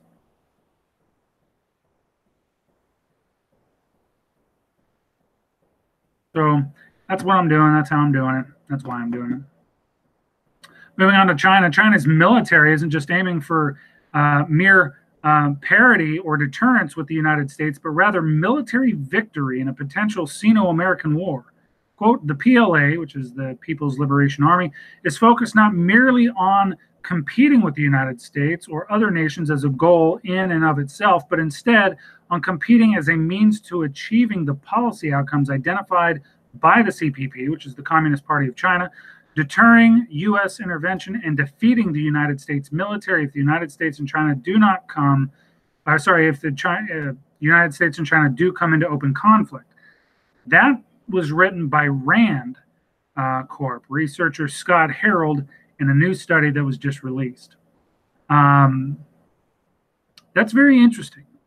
I wanted to bring that to your attention because I concur with that. China is looking for new dominance. They have been pushed and pushed and pushed and pushed and pushed and pushed and pushed for hundreds of years, and they want their domination back. And they have made that abundantly clear in their own media. Of course, for whatever reason, our media doesn't want to talk about that. I think I do understand some of that. I think because the Chinese own so much of what, well, it's sort of like how the Red Dawn remake couldn't be China. It was originally China, but it had to be switched to North Korea because Chinese own so much of Hollywood. I see a comment. Open conflict with China would be disastrous for both countries as well as the rest of the world in an economic sense. So yeah, no, it's very true. And that's what's funny. Because when you look at all these, and that's why I talk about the big five collectively, China, Russia, Iran, North Korea, Venezuela, because as they work together, that's a formidable force. Folks, I want to reiterate that, well, I don't know. I'll leave that be. But the idea is, of course, that they are working together and that it is going to cause a problem, not only for us economically, it's already doing that, but it's going to get worse. But interesting that you say that because it actually ties in very well with what I'm about to share. Financial Times. This was about 8 hours ago. The United States sees Africa as a stage in its confrontation with China. Do you guys remember me telling you about that? How that was going to be a big deal? And there it is, Financial Times talking about it 8 hours ago. Oh, also interesting. I wanted to share this with you. This comes from Taiwan News. I had to go all the way to Taiwan to pick up this news because nobody here in the States wants to talk about this. And I want you to understand, I want you to really hear what I'm going to say, and I want you to take it outside of the context that I provide and and see what it could mean for everything else. Okay. Taiwan news. China may be preparing to seize some major assets in the African nation of Kenya as a result of debt trap diplomacy. Let me read that again. China may be preparing to seize some major assets in the African nation of Kenya as a result of debt trap diplomacy. African media reports that Kenya may soon be forced to relinquish control of its largest and most lucrative port in Mombasa to Chinese control because of debt trap diplomacy. Where's the United States in regard to its debt? Who's holding its debt? Who's in control? Something to think about. About 16 hours ago, the Pentagon is urging America's Pacific allies to increase their military presence in the South China Sea in line with its own efforts to confront China. Now, what's weird is because a lot of people really don't want to pay attention to what's going on in China. And I think that's a grave mistake. I know a lot of people think that, oh, it's going to be the Baltics. That's going to be first. Or it's going to be Africa. It's going to be the Horn of Africa because they got a base there. It's going to be... I think it would be a great disservice to yourself to pick one starting point. I really do. Because what's happening all over the place, I mean, you could even bring in South America if you wanted to. I don't think it's wise to pick one. Because I think that not only are we going to see a domino effect, no matter which one starts, but that they're all very much important and it's all strategically relevant. Story from CNN. According to satellite images, there has been a colossal military transformation in the Jingnan shipyard. This has been big news, because they're seeing it just, it's unbelievable amount of, colossal amount of transformation in that shipyard. They are desperately trying to pump out as much as they can, as quick as they can. But what's interesting is that a lot of these things that they're doing all over the world, Pakistan, Africa, you have to understand that, well, I'll just say that I believe, based on what I know and what I've read and what I've looked at and reviewed and watching the chess pieces move, that a lot of what they're doing and have been, and I've told you this before, that a lot of what they're doing is setting themselves up strategically to be able to wage the war that I think that they're going to want to wage. And I think a lot of this war is going to be on their terms. And I think that they're making the moves that kind of project that. It's sort of like if you were in a boxing match or something, right? You're going to be able to see some of that projected punching. You're going to see that. You may not be able to dodge it because it's coming at you fast, but you're going to be able to see that projection. And I think that's a lot of what we're seeing here. But then we get some of these stories that come across. Again, just within the last couple of weeks, I wanted to share like recent news with you. Story from the New York Times. China's Belt and Road Plan in Pakistan takes a military turn. Under a program China insisted was peaceful, Pakistan is now cooperating on distinctly defense-related projects, including a secret plan to build new fighter jets. Right? So everything's peaceful, everything's cool. Don't worry about it. We're good. This is all just humanitarian. This is infrastructure. This is all, but we're doing military stuff on the side. We're doing military stuff underground. And I got to also kind of stress that there's a whole bunch that we're not privy to. So there you go. Now Pakistan's involved. Now, when we're looking at and they were involved, I've shared that with you before too. But I guess what I'm trying to show you is that when this goes down, do you think Pakistan is going to be on the side of Russia? Of course they are, because they're on the side of China, and China's on the side of Russia. Same thing with Venezuela, Syria, Turkey, Iran, so on and so forth. We are watching, very, very reminiscent of World War I, people being placed into sides, either by treaty, cooperation agreements, whatever, or just a hatred of the United States and or the Allies, Britain, whatever. Again, just something to pay attention to. Australia is another one that we kind of have to pay attention to. Chinese military officials believe China should ram.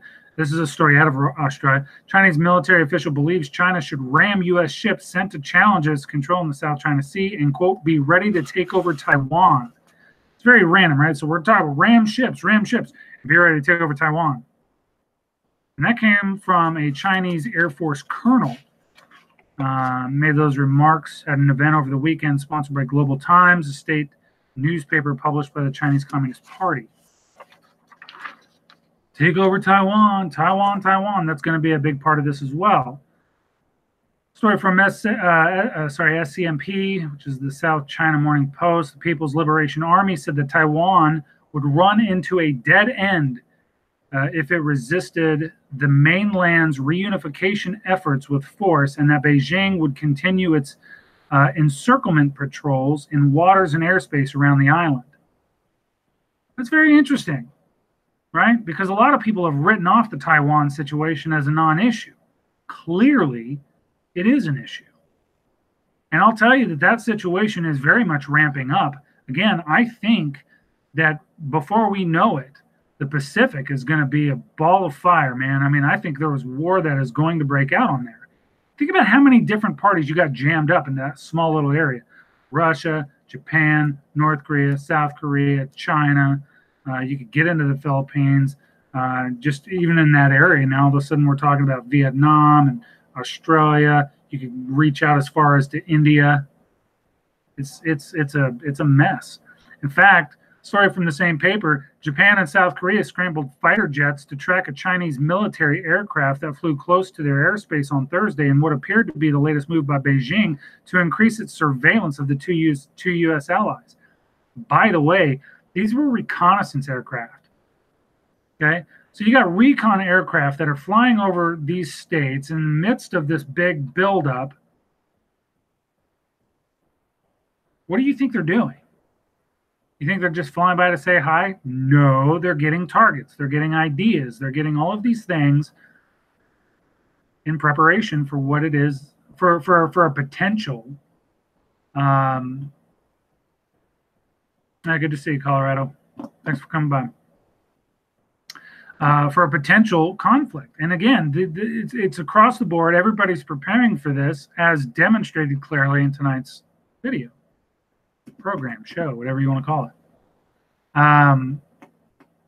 It's interesting. But, of course, we're talking about multiple fronts, right? So you're going to need multiple different types of vehicles. Well, China's new generation lightweight battle tank has gone into service now, as the military seeks to boost combat ability in high-altitude areas. I think that's very interesting. Now, granted, China's got high-altitude areas, but comment in the chat there, all the players are getting all their toys ready to play. I agree with that.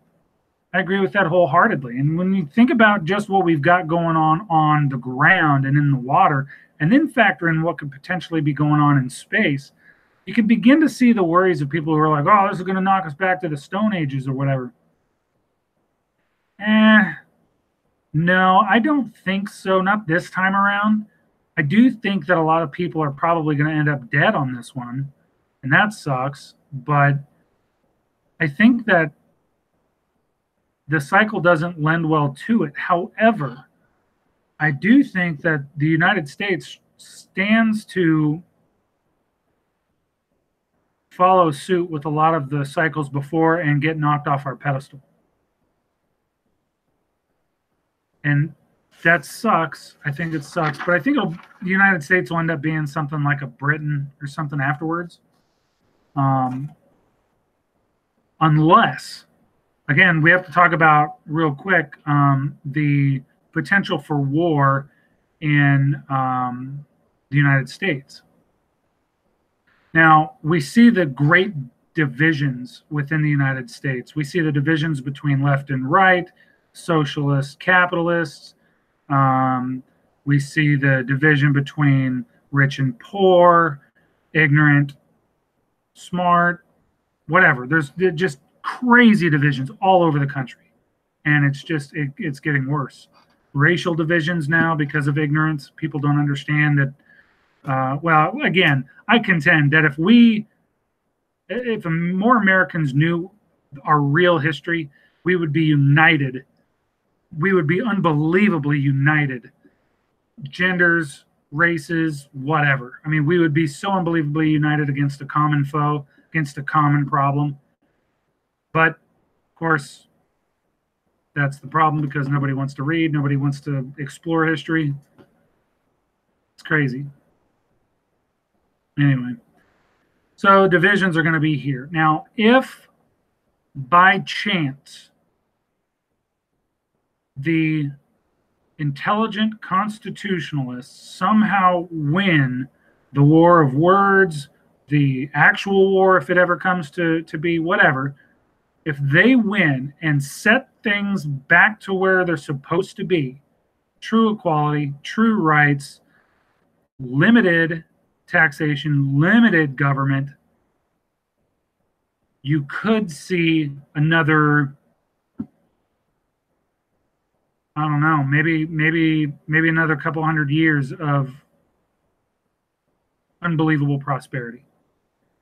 The way it was envisioned to be, everybody working together for common cause, regardless of religion, race, whatever. I mean, you could really, just having learned from the problems and the strife and just knowing where we're at, I think you could really see something like that.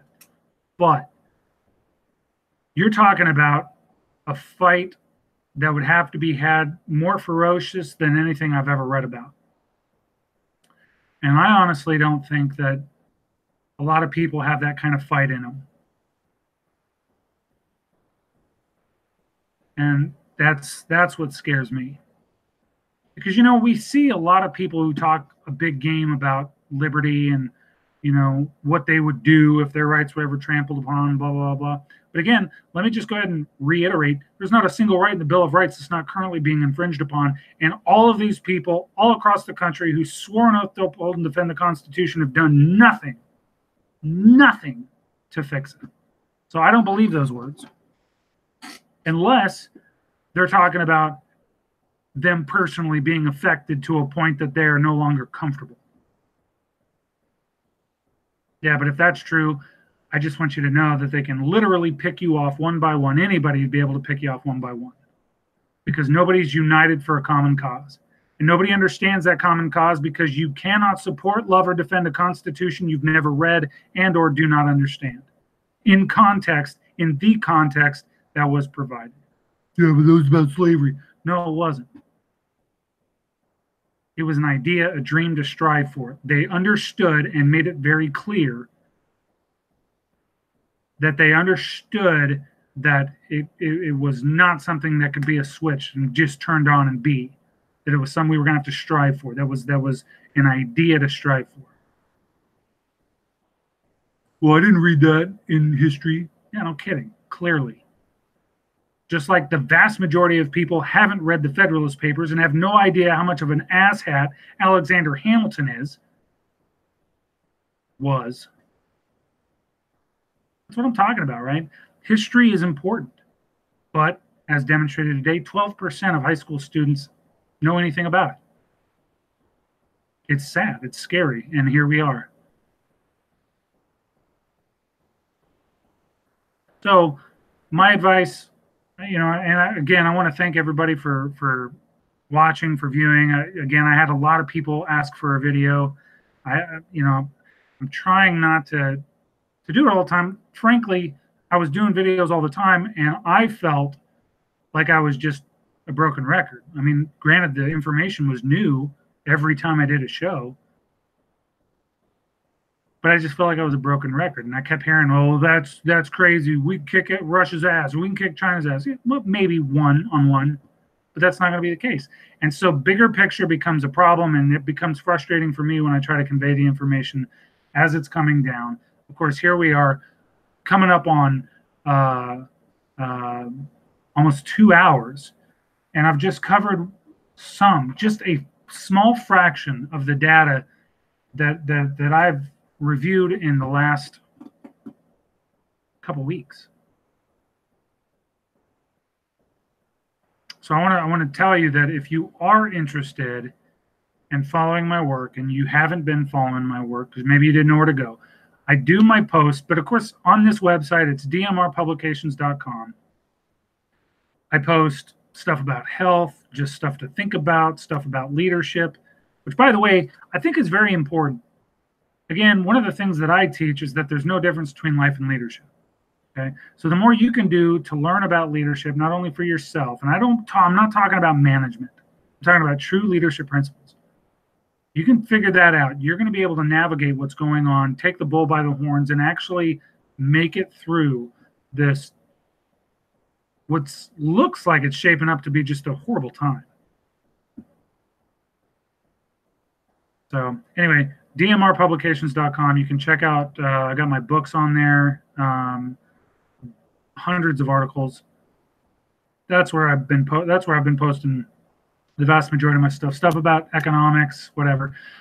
I do have an American Warning is still up, and we're still publishing stuff money-oriented on there. Some old articles are on there as well. So be sure to check that stuff out. I'm still keeping these sites open and still running. They're still active, so be sure to check those out. And I want, again, thank you for the continued support. I am on Facebook still and Twitter, but again, everything's been moved under the DMR. That's M as in Mary stuff. So it's DMR Publications on Facebook, on Twitter, and then of course the website. So guys, I'm going to take a couple of seconds. While the going is good enough, no one listens, David. That's universal. Very true, very true, very insightful. I'm going to take a second. I'm going to try and scroll through, see if there are any questions that I missed or any comments that need repeated.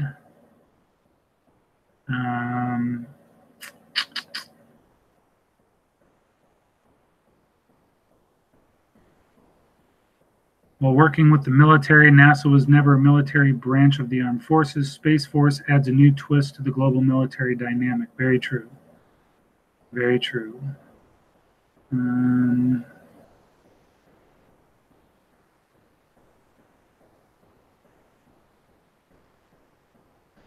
Militaristic says, unless there is something preventing you from doing chats or shows, I'm sure I speak with the voice of many. We would enjoy seeing more of you. I appreciate that. I wouldn't say that anything's really stopping me from doing it or doing them. But again, I feel like I'm a broken record, and you know, there was a lot of fights or arguments and whatever that come along with it. Because here's the thing. You get a lot of trolls, right? Well, a lot of people don't understand what I've been trying to convey because they don't have the context, because they haven't been following me since 2004. And of course, they look at me because I don't want to dress up for my videos, and they look at me and they're like, "Oh, what is this? What does this guy know? He doesn't know nothing." And they also don't understand that I try to take complex issues and break it down into simplicities, which is extremely hard to do, and sometimes I miss the mark. Those of you who follow me give me a little bit of latitude as I do that, and I appreciate that. And then hopefully what you guys are doing is taking that message, shifting it, molding it to what you need to share with other people. And I also want to stress too, the only reason that I even did this video was because so many people asked. This is sort of like how I get the question, well, why don't you run for office? It's the same thing. If people really wanted me to run for office, they would put me there. I'm not going to volunteer. I volunteer to you. I volunteer to you. So if that's something that people want, then you'll put me there. You know, I teach, for those of you who know, my leadership, one of my massive backgrounds is leadership studies, whatever. And there are various different kinds of leaders. But it is my opinion, especially in regard to leader-follower theory, that I can't be a leader without followers, and those followers can't be followers without a leader. So there's a mutual relationship here. I'm not going to just impose myself. You guys want me to do videos? I'll do videos. You guys ask for videos, I'll like this. I'll put it together.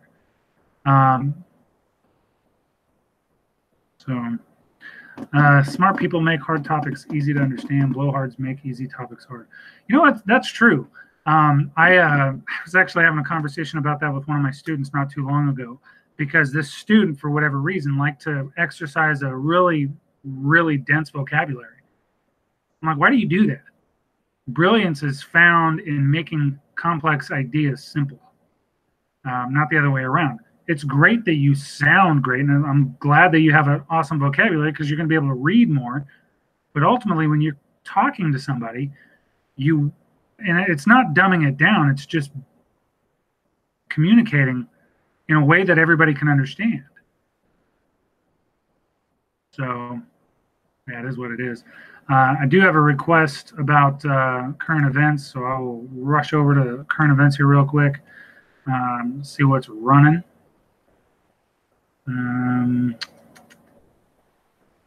Well, let me ask you this. Stocks signal recession scare. Ooh, here's a new one. Stocks are signaling recession scare, but that doesn't mean there will be one. That's right. That's true. That's a true statement.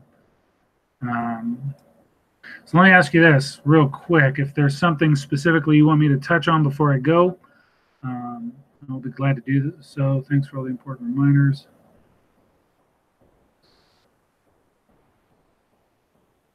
Thank you for that. I appreciate that. Some of the stuff in Syria. Did we pull out of Syria to avoid direct action with Turkey? I don't think so. I think that was probably more of a strategic move. But here's the thing. So I mean, it's possible, but here's the thing. If we fought with Turkey, we're fighting with Russia. And we're not prepared for that. We're not prepared for that at all. We're not prepared in a lot of ways. In fact, according to a lot of the Pentagon reports, we're not prepared for quite a few different conflicts. We're not prepared for Russia. We're not prepared for China. We're not even really prepared to pull out from the backwoods that we're in. So maybe there is an element to direct action with Turkey, but I don't think that's the big push. If ultimately what's getting ready to happen, like I said earlier, we were talking about Turkey, Iran, and Russia talking about, and with Syria specifically, there's a much bigger play going on, and so there's a bunch of very thin lines that have to be walked. So yeah, that's a tough one. But really, we're not doing a whole lot there at the time anyway. And we've kind of, I know they're claiming it a victory, but think about what we've really lost already. I mean, there's a regrouping, I think, that probably needs to happen for the United States. Plus, here's the other side, too. One of the things that was done when Mattis was, I guess, in charge was to refocus. So it was, all right, let's step away a little bit from this Middle Eastern thing, and let's start to redirect a little bit more towards Russia and China. I don't know if that was a wise decision, but, you know, who am I, right? I'm nobody.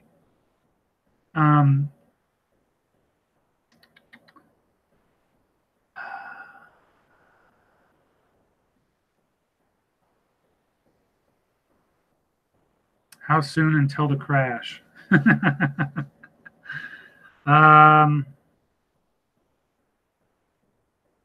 don't know. And again, here's the problem. What it shows is an economic upheaval.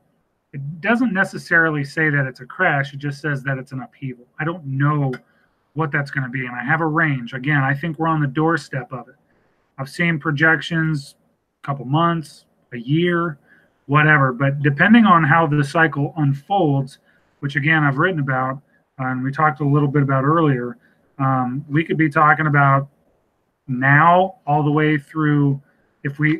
My best guess would be sometime this next year into the following year. Let me go back to those dates. So, yeah, at face value, the cycle shows 45. But then again, we can also look into 1946, 47, 48, all the way up to 53. So that changes that timeline considerably. We could be looking at as late as probably 23, but I don't think it'll go that long. I think it's going to be much sooner than that. And again, I don't think that we're necessarily, maybe it is a crash. I don't know. I don't know what that's going to look like. It's leaning more towards a crash, but I don't want to say that it's going to be, a crash, because it could just be a massive, unbelievable correction. And I don't know, maybe we're debating nomenclature there, but and maybe that's, yeah, maybe it is. I don't know. And just like that, Mattis was a neocon. Yeah. It's interesting. Here's an interesting line and let me reiterate that because that brings up an interesting point. You guys have to remember that when we're talking about military, you also have to associate the military-industrial complex, which has a very different agenda than I would say the vast majority of government. And I don't think that even the vast majority of government truly understands what's going on behind closed doors in regard to the military-industrial complex. So you almost have to divide the two. You have to look at the motivations and the wants and desires of the military-industrial complex in opposition to and in contrast to what the government's trying to do. Sometimes they're very much different. Sometimes they're very much aligned. Sometimes it's the one pressuring the other. So there's a really interesting line here that has to be taken into account as you look upon what's going on. It's sort of like with the situation, the pullback from Syria. It may not be strategically advantageous at the moment to be there. That doesn't mean that we're out permanent, because again, I think Syria is going to play a very big part in what's going on. Remember, in 2009, the model started showing Syria being an issue, and then it became an issue in 2011. The model still shows Syria very much involved. It also shows Iran. It shows Turkey. All of these. That's why we were talking about it tonight. So. Just because we're out there now, just remember it's chess. Sometimes that piece has to come back or get pulled back or move to the side or whatever in order to make these other moves. I would challenge everybody to just be a little bit more open to various possibilities and try to really look at it as though you were playing chess. What does that look like? What happens when you move a knight, for instance? Sometimes you're skipping over, right? Queen, rook, right? So sometimes we're skipping certain blocks where when we're looking at it, we're like, oh man, I would have done this. But somebody else behind the board, somebody's actually playing that piece, is seeing something different from a different perspective, right? So just something to think about, something to consider. As I will tell you this, as or if things progress and something really big happens, same promise I made to you last time, I will get on and I will make more videos when these big events do happen. How about the new intro, Deuce dynamic of millionaire keyboard warriors, alphabet soup employees, forcing their point of view onto the general public and what that does to policy. Right. So basically, damn near psychological warfare behind a keyboard. Yeah, no, that's always a problem. And that's definitely, and here's the thing, it actually works both ways. There are government agencies that are now dedicated to cyber warfare, and cyber warfare actually encompasses a lot of different things, right? So we're talking about classical conditioning, just basic, well, also too, astroturfing, for those of you who know what that is. If you read my work, you understand. But astroturfing basically is creating the perception of grassroots. A lot of these things are just flat nonsense. And you got to pay attention to these deals.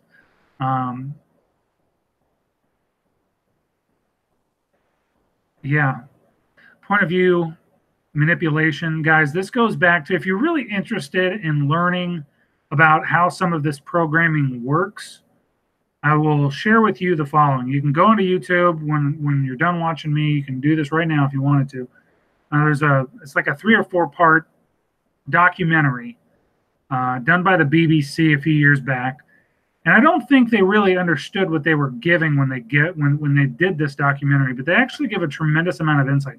I probably talked about this before, but I'll share this with you again. It's called The Century of Self. Right? It's a documentary, again, free on YouTube. And it's a documentary about a guy named Ed Bernays.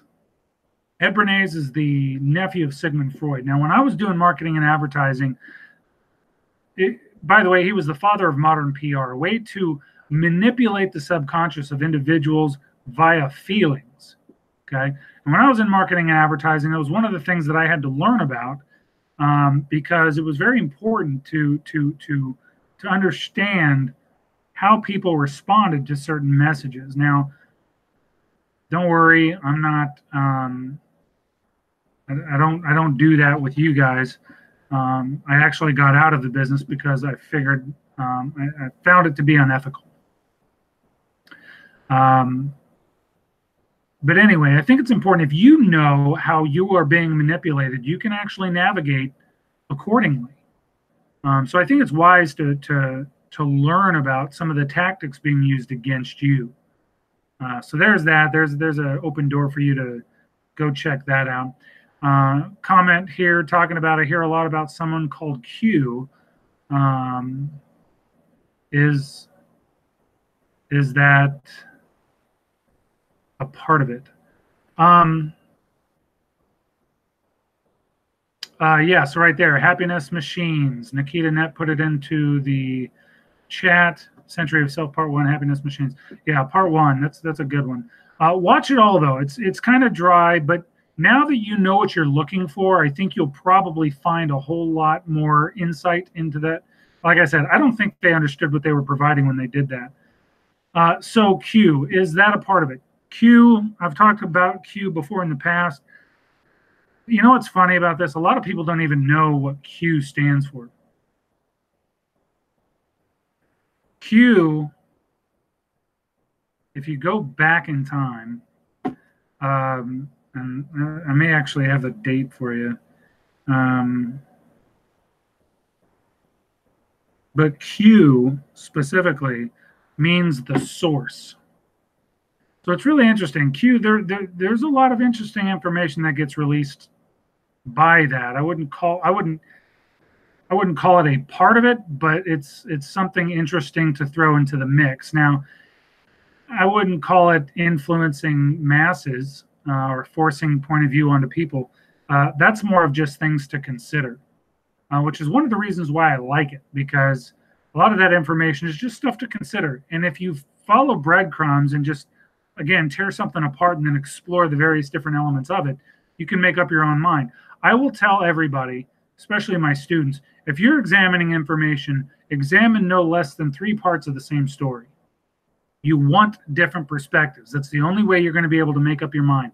And I say 3 because there's a difference between a selection and a decision. Okay? If you want to make a decision, get at least 3 parts. You want your idea, an opposing idea, and then another idea, right? At least. If you can get 5, 7, whatever, but make it odd because you don't want to flip a coin. Let's see. Remember the recent Bernie Sanders video getting no thumbs down. Then once YouTube was called out on it, said it was a glitch, all the thumbs down reappeared. Yeah. Well, and there you go, right? So when you use platforms, private platforms like YouTube, Facebook, whatever, you're going to get some manipulation because the people behind it are just people. 99.9999% of MSM is straight up propaganda. A very large percentage of the net is also. Here's something to consider, and I would really kind of stay away from throwing out percentages like that, but here's a really quick way to get much closer in regard to percentages. Use something called Pareto's Principle. Pareto's Principle is an 80-20 rule, and it works surprisingly. I've written about it in my books, but it works amazing. With that being said, I would tell you that MSM is probably, well, either 80% or 20% propaganda. But you got to remember that the way propaganda works is that a whole lot of truth is sprinkled in. So if 80% of it is truth and 20% is propaganda, that 20% is going to be strategic and impactful. And they're going to tell you positive story, positive story, positive story, lie. Positive story, positive story, positive story, lie, right? That's how it becomes believable. So Pareto's Principle, you guys can look that up. That kind of gets into counter psychology, by the way, depending on how you want to use it. But Pareto's Principle is actually an economic thing about 100 years ago. It just ends up being really awesome for a lot of different things. So there's another little tidbit that you can look into. But again, I've written about it. Those of you who have read my books, you already know.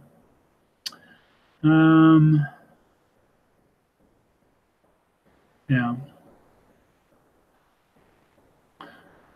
In some sense, high dollar KB warriors are unaware of the need of survival.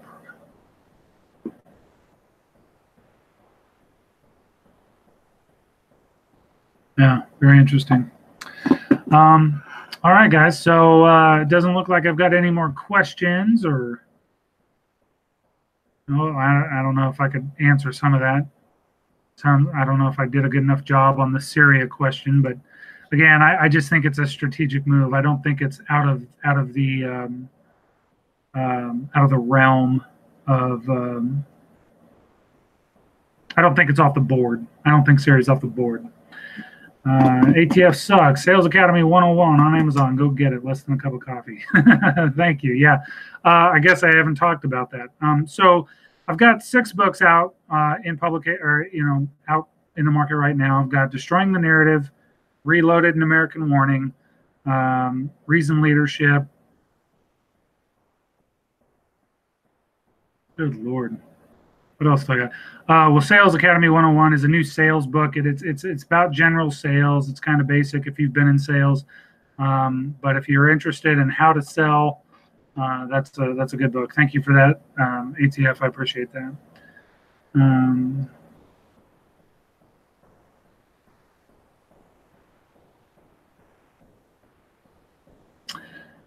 Smith-Munn's Modernization Act of 2012, propaganda is the law. The law allows the federal government to have sweeping power to push television, radio, newspaper, and social media propaganda on the U.S.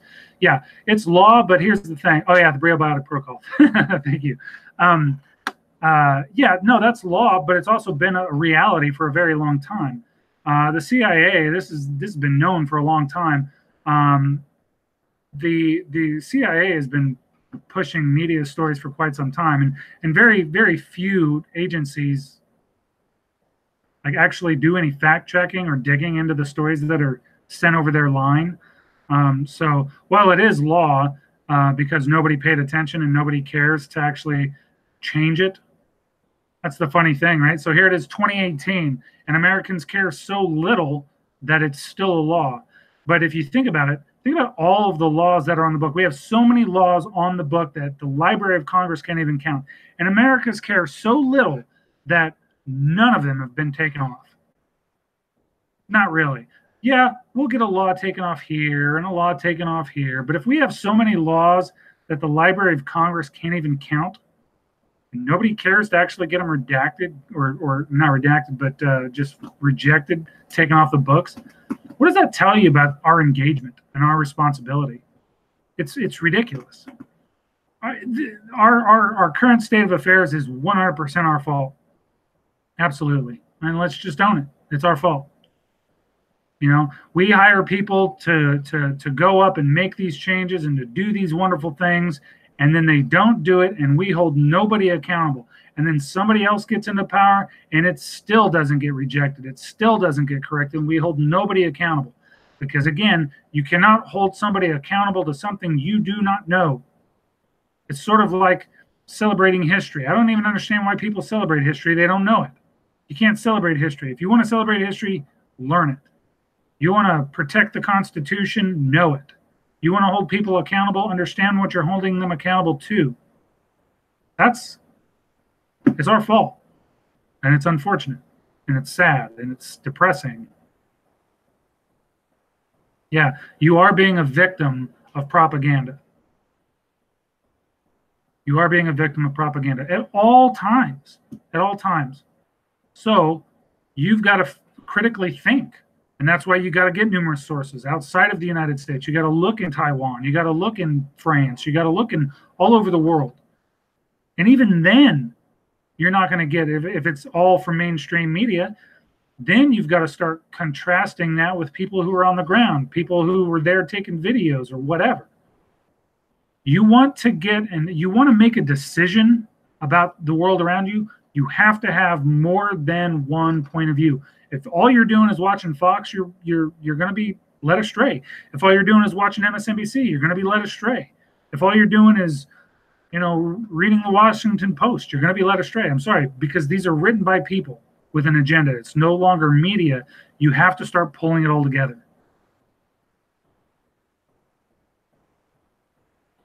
So, David, what would you think about ending the Fed and repealing the 16th and 17th Amendments? Well, why start there? I mean, sure, yeah, end the Fed. It's unconstitutional. But where does the Fed get its power? That's what we see again. So be the 5-year-old that asks why. Why? Where does the Fed get its power? Why are we not addressing that? That's my question, right? So, like the taxation situation. Here's what's interesting. You look at like the Paul family who's been trying desperately to do something, and they're constantly just ridiculed as, well, crazy. They're not. They're very intelligent people. They have different ways of going about it, Rand and Ron, but why is that crazy? Why is that crazy? Well, because who's going to pay for the roads? See what I see? It goes back to all the way back to education. It goes back to understanding. It goes back to history, context, information, education. It doesn't even matter. Here's the funny thing. It doesn't even matter what I feel about the Fed because it does not change, and it will not change until people begin to understand the problem. So we could sit here, 30 of us now watching this live. I mean, I know that fluctuates, but what are we going to do? Well, all we can do is spread information, talk about the facts. Yes, of course, the Fed is a problem. It's unconstitutional. It's unconstitutional. So is taxation without representation. And we're seeing that. We are being highly influenced by foreign powers. That's a problem. Nobody's talking about that. And everybody's looking as though, oh, so I want to make jobs for people in my city? How dare you? How dare you? How dare you want to take care of the people in your own state? Why aren't you taking care of all these people in California? Shut up, don't care. I mean, I do care, but I care about my well-being. I care about my family. But that's a problem now because we are so unbelievably out of the world on all of this. And then when I talk about no taxation, well, how are they going to pay for this? How are they going to pay for that? I don't know. Same way that they paid for it before we ever had it. Yeah, it's kind of a problem, but that's kind of the point. Yeah, good example of Smith Month used against Paul's, Perot, etc. Yeah.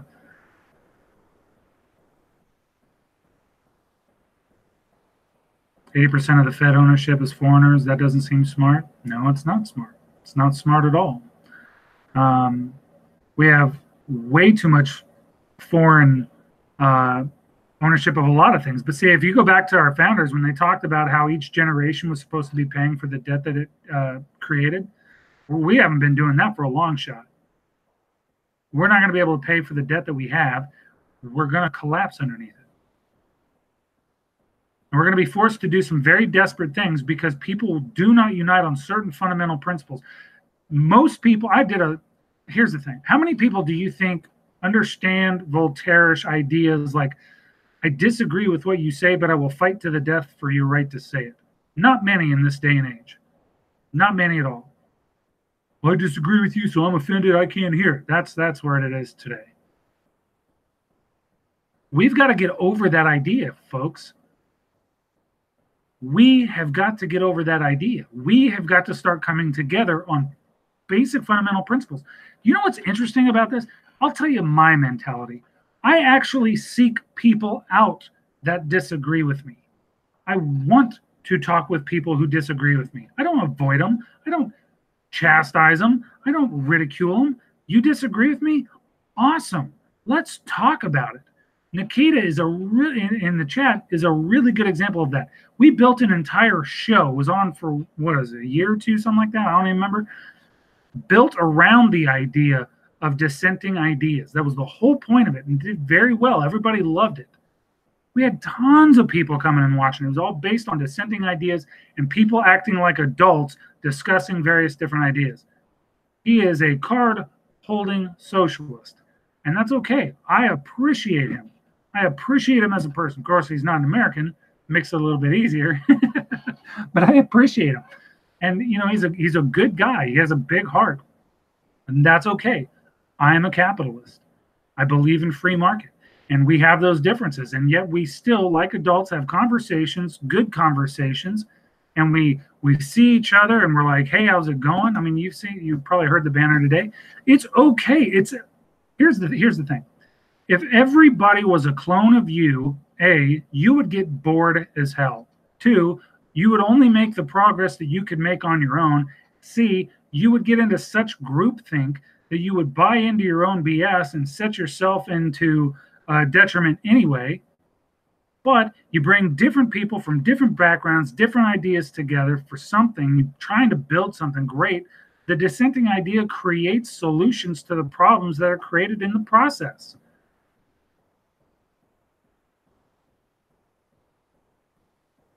Can you imagine an organization of clones? You would get nowhere. Well, I think I'm going to do this really bad idea. Does that sound good? Yep. Cool. We're doing the bad idea.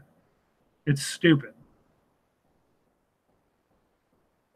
Anyway, now I'm just getting into ranting mode. I know some of you guys like that, but I don't want to do that. Intellectual debate night would bring in over 800 people at times.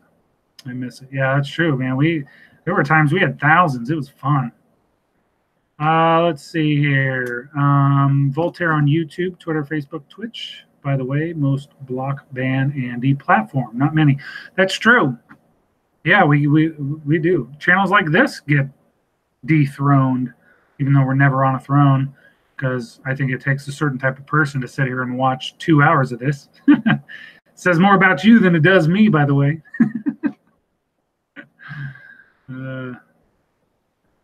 All right. Well, guys, again, I want to thank you. It doesn't look like I got any more questions, but I'll go ahead and leave you to it. Thank you for watching me for a couple hours. Very cool. Again, if anything big pops up or if there's any news that I need to convey, I will be sure to get on and have those discussions with you. So very much appreciated. You guys rock. Until next time, take care. By the way, Happy New Year. Take care.